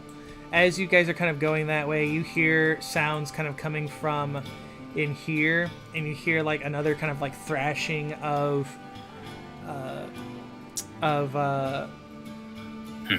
tools, or not tools, but like something is kind of being like kind of stumbling or kind of like being thrown about. Yep. Just open it up. I push open the door. Okay, you push open the door, and you see a small little tavern. It is known as the Drowning Mermaid, and you see a half-elf woman with long blonde hair. She's kind of cleaning up around, and you'll see a halfling and a human with gorgeous red locks.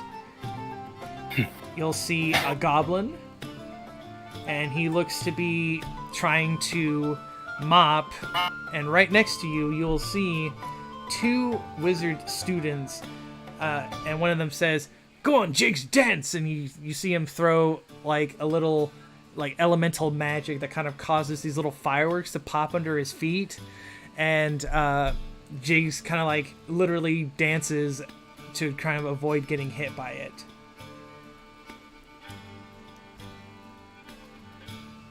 Are you sure not all wizards, though?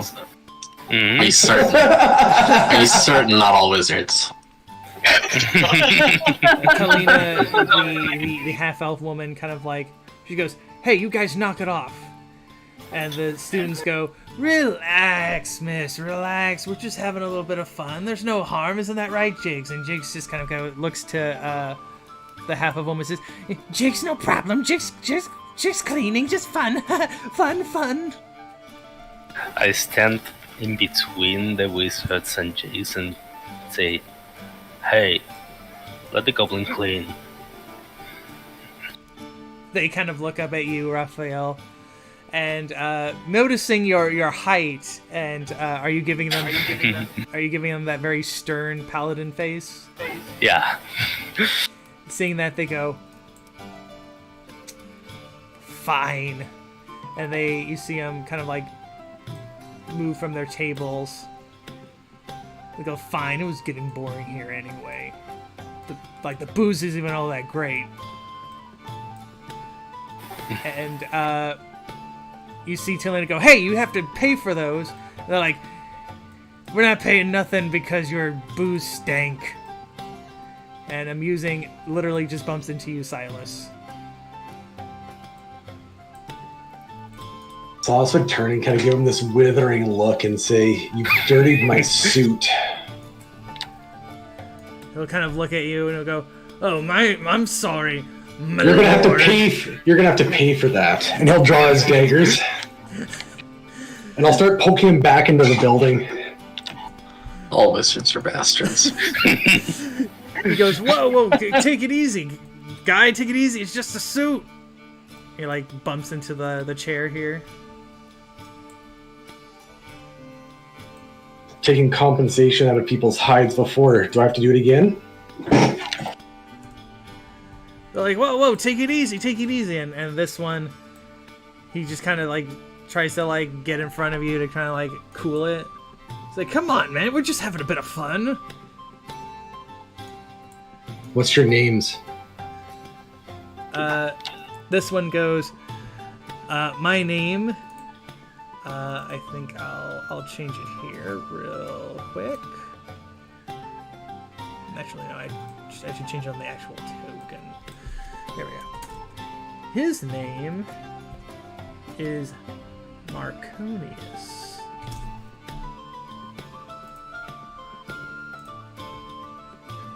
His name is Marconius, and the other one, his name is Xander. Which robes are they wearing? The robes I think they're wearing? Is it from the? They're Wearing wearing the mithril ones, not the veil ones. Yeah, the mithril are the arcan, the ones who are the artificers.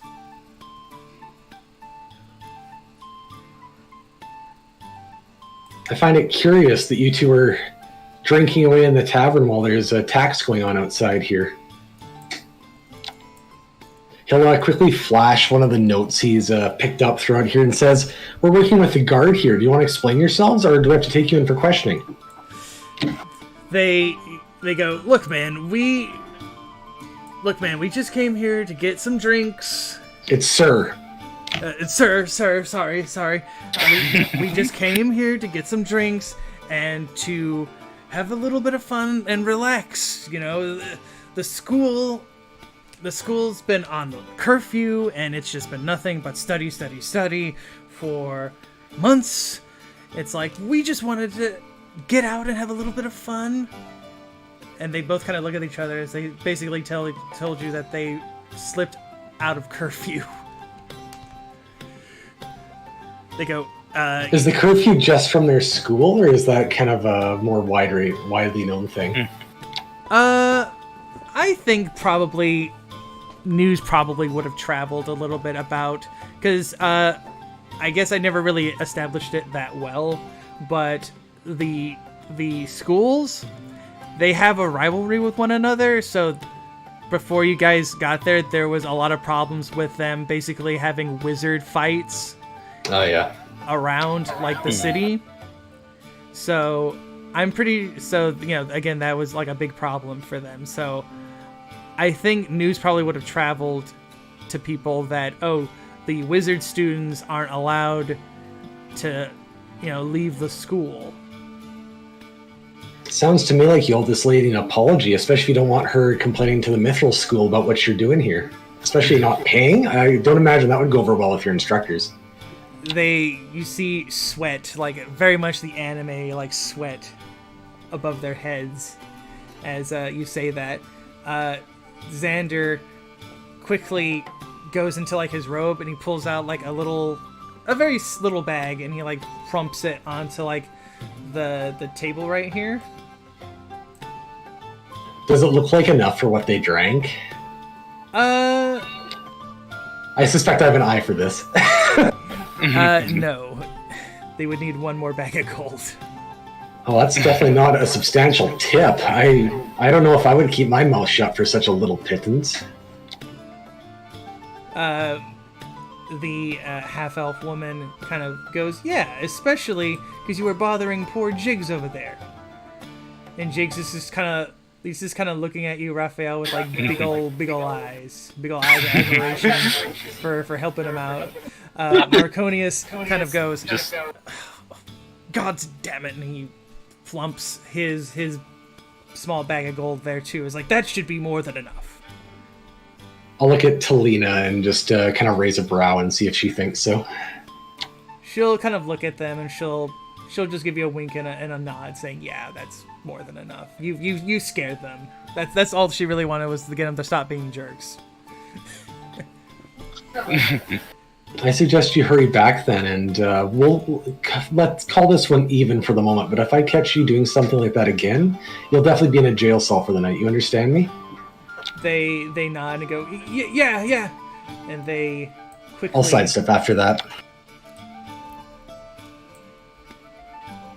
And they just kind of, Xander and Marconius kind of look at you, Mask, and they look at Tiberius and they go, "Is this your automaton?" Like, as they're running away, they like, oh no, I was freaking out. They admire Tiberius. Tiberius is like awkwardly walks away. That's it. I'm suplexing them with bend bars and lift weights.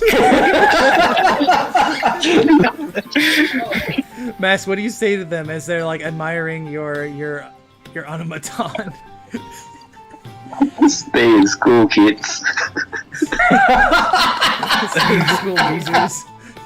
And they begin to run away. I'm gonna make them story related NPCs because I like them. I just gotta go into their thing. I'm gonna grab that. Someone said it's been get shoved into enough lockers and chips. Exactly that. So I was just hoping that's enough that they don't come back after us, but if they do, he won't be as nice next time, we'll be honest.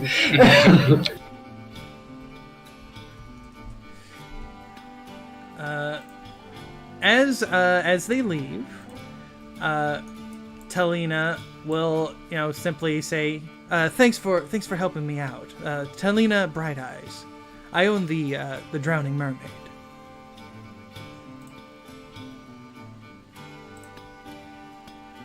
I'll just double check with you, DM. Here is the moniker Eyes fairly common as a last name? Because we've met a couple now. I'm just curious. Yeah. I'm pretty sure when we walked in, it said her name was Golden Eyes, and then the DM changed it.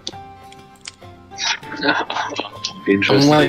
I'm like 50% sure it said Golden Eyes when we walked in. No, it was Bright Eyes. Okay, it was Bright Eyes. That's fine. I think that's just that's literally the names that are written in the actual adventure. Fair enough. Salas will just kind of nod to her and say, "Are they often like that when they come here? The wizard schools, that is." Are you saying that they're all usually awful? Well, usually awful or arrogant, blah blah blah, and don't refuse to pay. She goes, She kind of sighs a little bit and she goes, no, most of them are more or less rather congenial, though most of the time they know that if they cause too much problems, that they can just go to another bar. But they seem to also forget that, bar owners talk to one another. So most of them tend to be polite. There's only the few that are rambunctious, she says, and she kind of points to Ruvir and to Master. She says, "Come in, get a drink, and if you're hungry, I can probably get something." Stay here, Tiberius. What's on the special today? Are we not going to check the sewer before they get away? It's fine. I go to the end.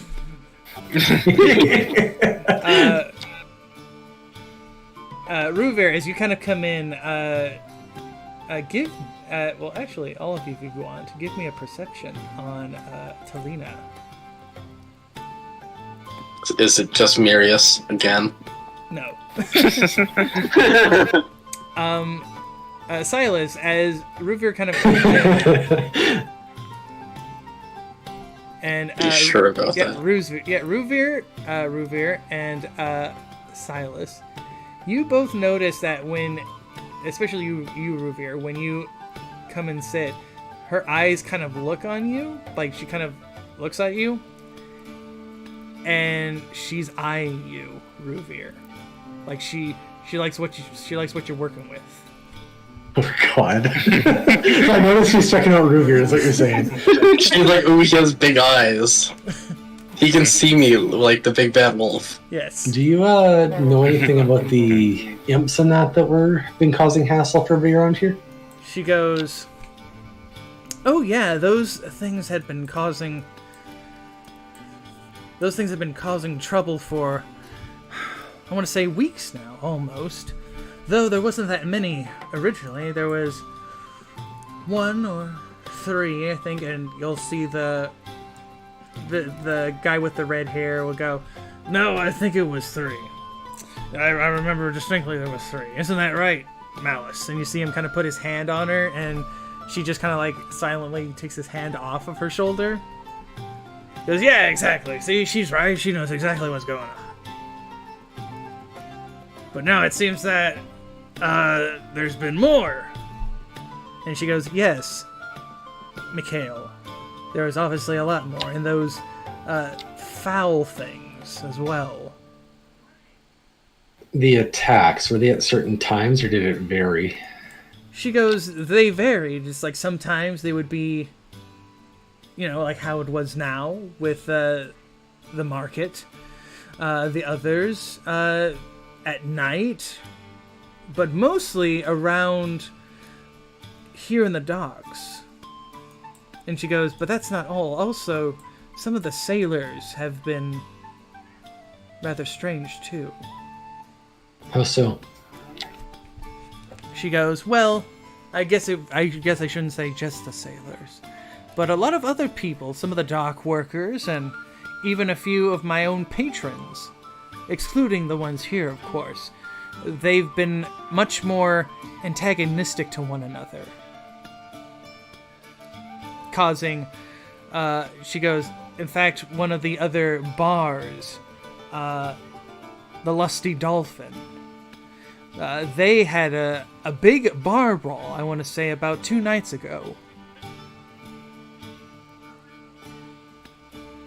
And the poor owner of that place, he's had to close up shop for a while to get everything repaired.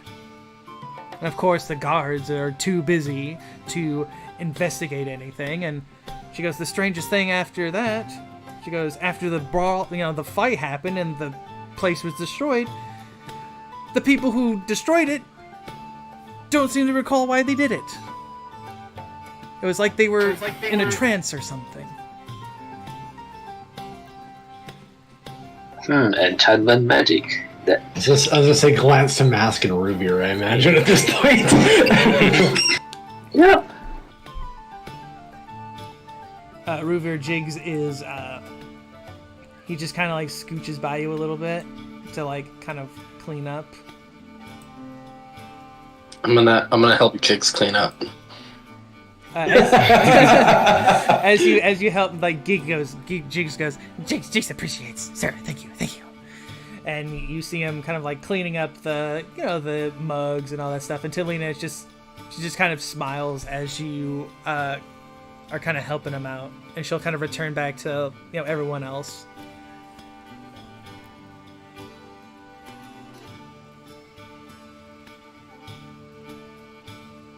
Silas will get more specific then and say, Mask, do you know any effects that would cause that?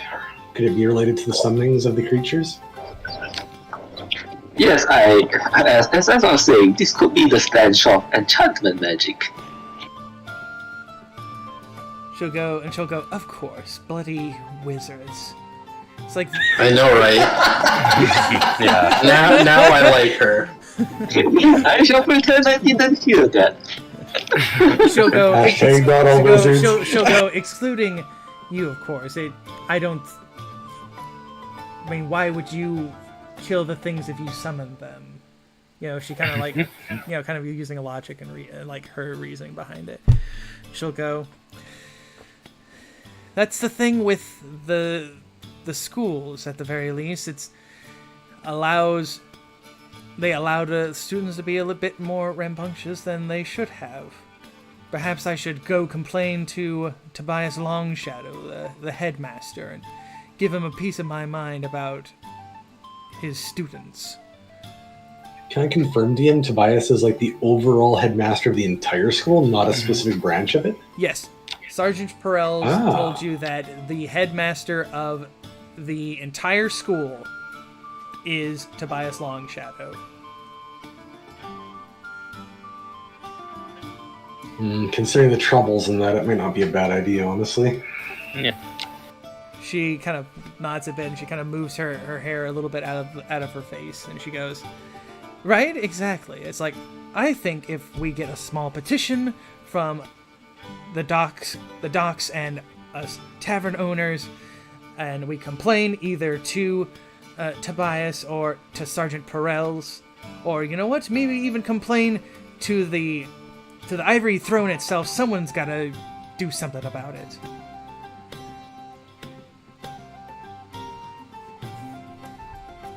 Salsa is nodding along with a thoughtful look as he's considering this information.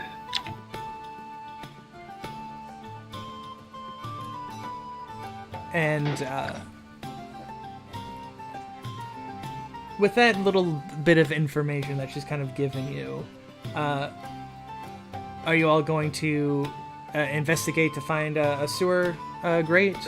Yeah, that's the next step for sure. Sauce probably would take a drink though. Just shoot it back real quick. Something strong, because this is gonna suck for him. Yeah, she kind of looks at you, Silas, and she pulls out this, like this bottle. You've seen Kraken, right? That like very, very dark drink. Yeah. It looks like that. It's kind of rum, right? Yeah, it's a rum. Like, she pours it into, like, a small little shot glass for you, and she hands it to you. Yeah, he'll slam it back and put a couple coins with the tip on the counter for her. She'll nod as she kind of takes it, and she'll go, if you guys can find the wizards or whatever that's responsible for these imps, drinks are on the house the next time you come by. And she'll wink to Ruvir. Ruvir's gonna lean over to Jigs and be like, that's gonna make it a lot harder to clean. Jigs just kind of like laughs a little bit. He goes, yeah, but Mistress only seems to get gaga over wood elves. Are you wood elf? I'm assuming so. It's the extra actions. Oh my god. Oh no. He goes, he goes, Well, now I feel racially profiled. Well, better than class profiled like the wizards, right? So innuendos aside. But Jigs appreciate you all help. And he gives you. Alright, I'm gonna give Jigs the gold. He smiles and says, "Thank you, sir." And with that, I guess you guys can go find the wood grate. The grate. Dallas sighs heavily as he steps in the door. He's not pleased with this, but what must be done must be done. The other two just kind of wave you goodbye as you all head down that alley. I feel like we need to start collecting bumper stickers to put on Tiberius. Yeah, it's like, what would be a good, like, ooh. My other summoned creature is a flesh golem. Yes. You see that, and then you see one that's for like a fizzle toe magic emporium. Oh, we'll just take advertising, even better, make some money at least. Yeah, it's like on his back. It looks like a tattoo. Love it. Alright, I'll let Raphael pry up a sewer grate and we'll start heading down. Yeah, you find one pretty easy. And you just I'm just gonna say that the next episode better have a Teenage Mutant Ninja Turtles reference in the title. I'll certainly try my best. With that, you it open, and you kind of clink it. You don't throw it, but you kind of clink it a little bit to the side. I do believe I specifically bought a crowbar, so to make this easier. Oh yeah, you did. I did. And you help him get open. And you move it to the side. And who goes in first? And I would like everyone to roll me a con save.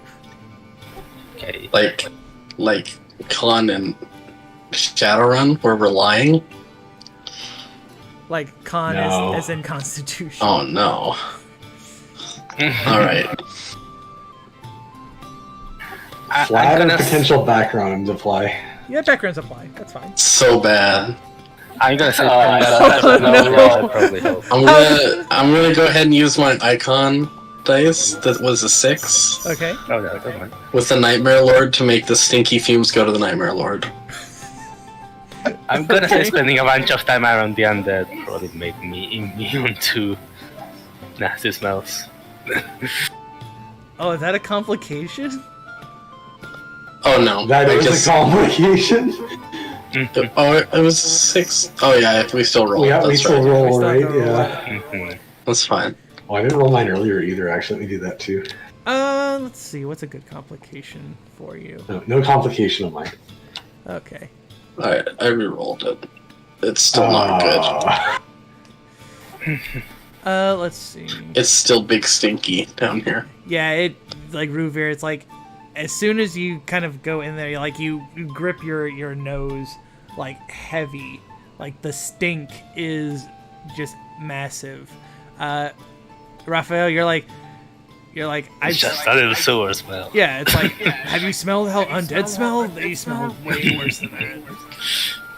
And for Silas, I would say about the same as Ruvir's as well. It's like it just messes with your senses. And poor Mask, how does the Forgeborn who can't smell?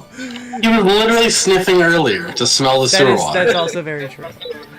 He's very sensitive. I mean, yes. Sensors. Actually, you are right. He does have. It was a Draco Heart Power Core. So yeah, It's rusting. Yeah, it's kind of dealing with all the stinky water fumes. But bit by bit and like almost gagging a few times, you all head down into the sewers properly. And Raphael is definitely leading. Oh, cool! It's animated. Yeah, I know. That's why I'm so happy. This is all these maps that I'm showing right now. Those are from Seafoot. This is their $5 a month one, which allows walls, doors, and they do really good animations. That's cool. That's cool. Now I need to find atmosphere. Let's go. So where do we drop in here? Let's go with Whitestone. That sounds like a good. Oh. There we go.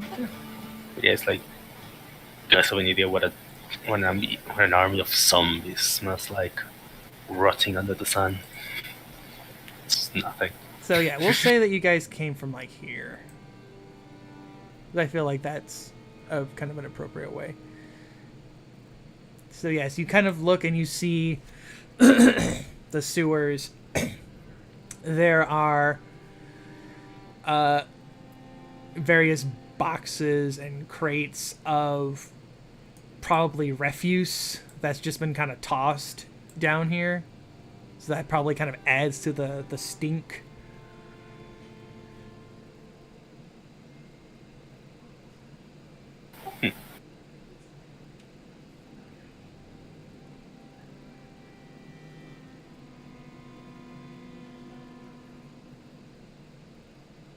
As we get down here, so I'll also start looking for signs of, people moving around down here, footsteps in the dust, stuff like that. Okay. Excuse me.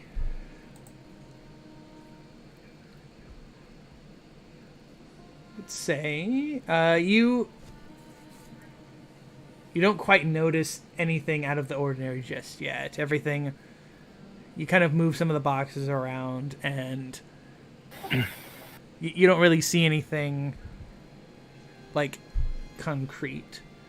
But if you want to, must be further in. yeah, like this is obviously just seems like a place where like trash people would just throw the trash. Yeah.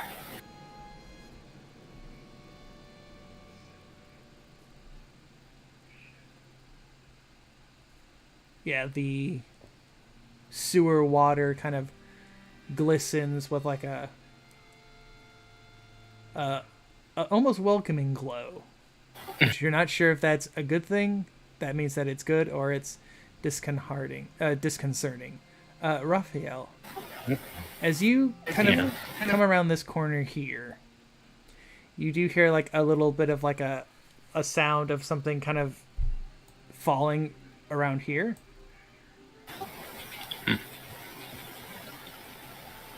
Can I see what it is? Do I have to look closer? Yeah, you do. You see a small little rat. I hope it's not next to any mutagen. Mutagen? Are there 4 baby turtles? You can tell me, DM. Don't tell the rest of us. Is a martial arts master? But I'll work on some. I'll work on some shinobi turtles for next session. Thank you.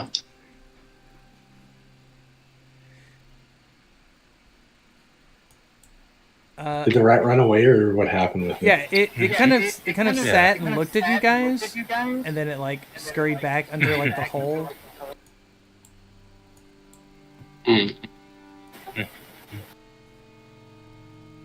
Like as you look down here, it looks like it just kind of ends with like one of those, you know, those large grates where like water kind of drips out of, like that's kind of like gated shut. A sluice. Yeah, that thing.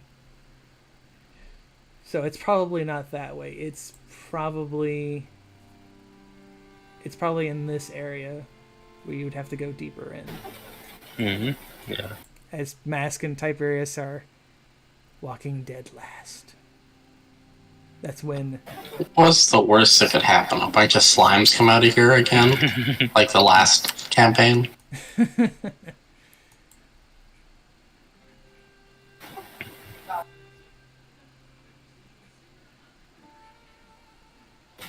sewer dragon. Well, Dark Souls.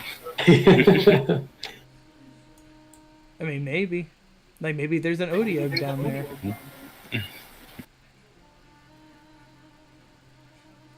When you get to right around here, that's when you notice that there's a little bit more, I would say, stuff that looks more out of place.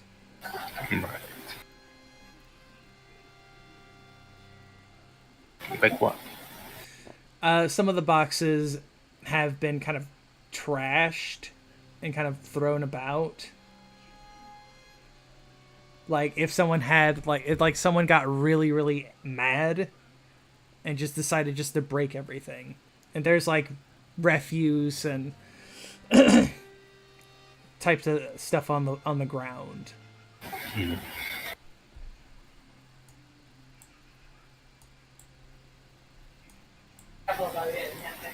Any signs of magic or spellcasting down here that we can see? Give me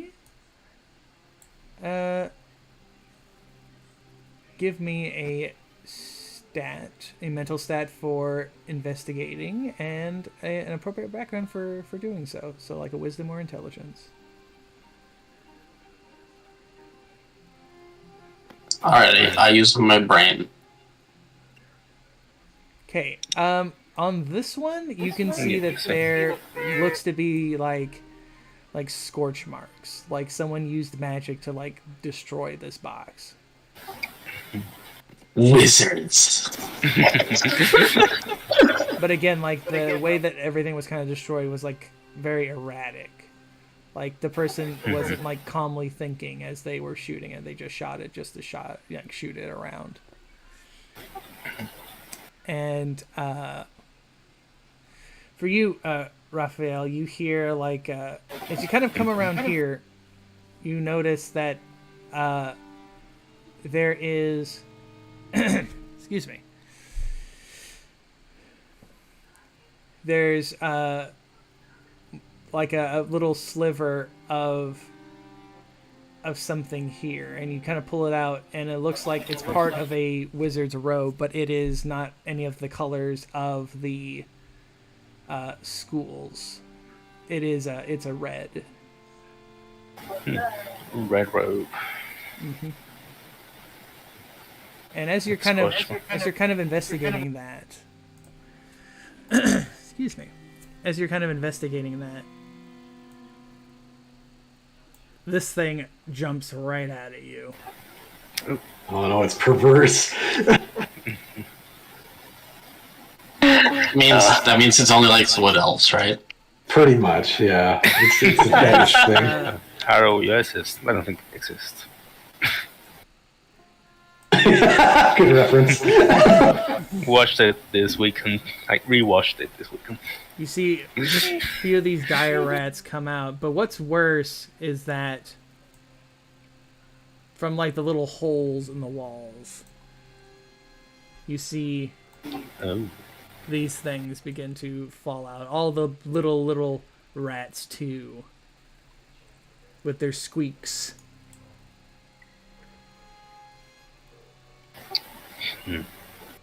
You, if anybody would like to, well, I guess I think I'll just let you all know that you can see in their eyes that their eyes, which are that usual kind of like glint, there's a glint of redness in them. So you get the impression that these things they're like magically agitated.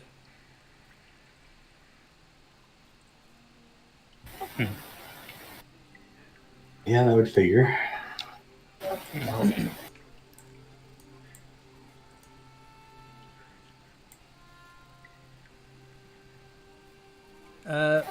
So what are you all planning to do as you see these rats and stuff kind of popping out of those boxes, and they're kind of like hissing.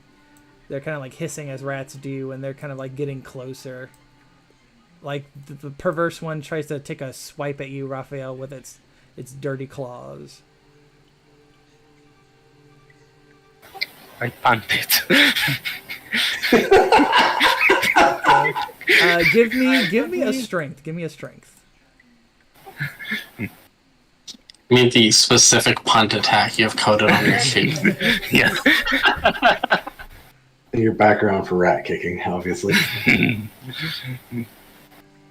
He was actually the quarterback for the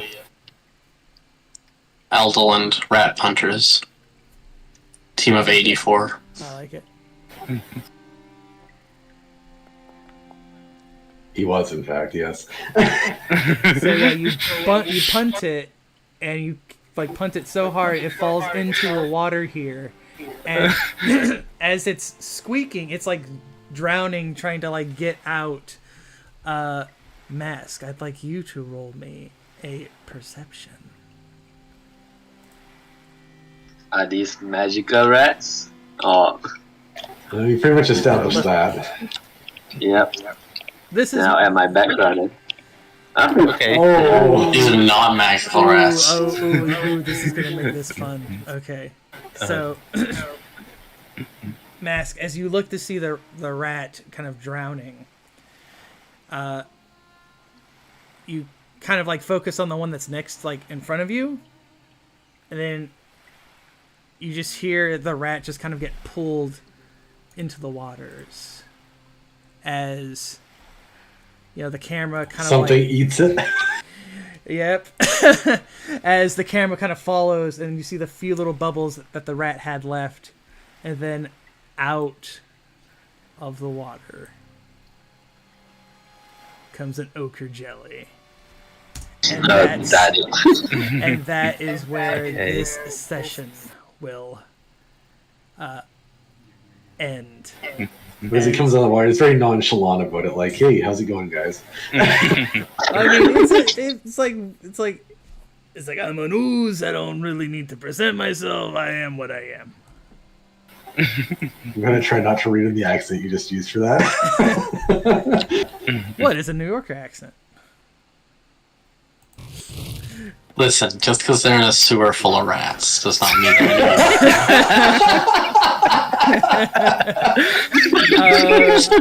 Oh goodness gracious. Okay. With that, Mega, what did you like, and what do you want to see next time?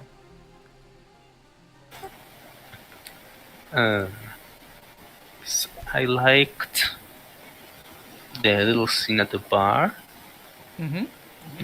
I liked that a lot, and generally, I don't know, this session felt very funny in much moments, and I know that was fun. Yeah. And as for next time, I don't know if we'll get to it next time, but I want to see what's up with this whoever casted this with the red robe. Yeah. I think that will be that'll be definitely fun to see. Nanika, what did you like, and what do you want to see next time? Not always joke seems to have become this meme. Yeah, that's definitely going in the 13th Age of Discord. We're gonna make that a hashtag. Hashtag not always.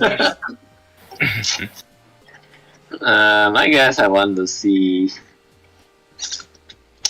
who's behind. I want to see who is the rat king behind all these rats. I mean, you might find that out too. Probably a wizard. Zen, what did you like, and what do you like to see next time?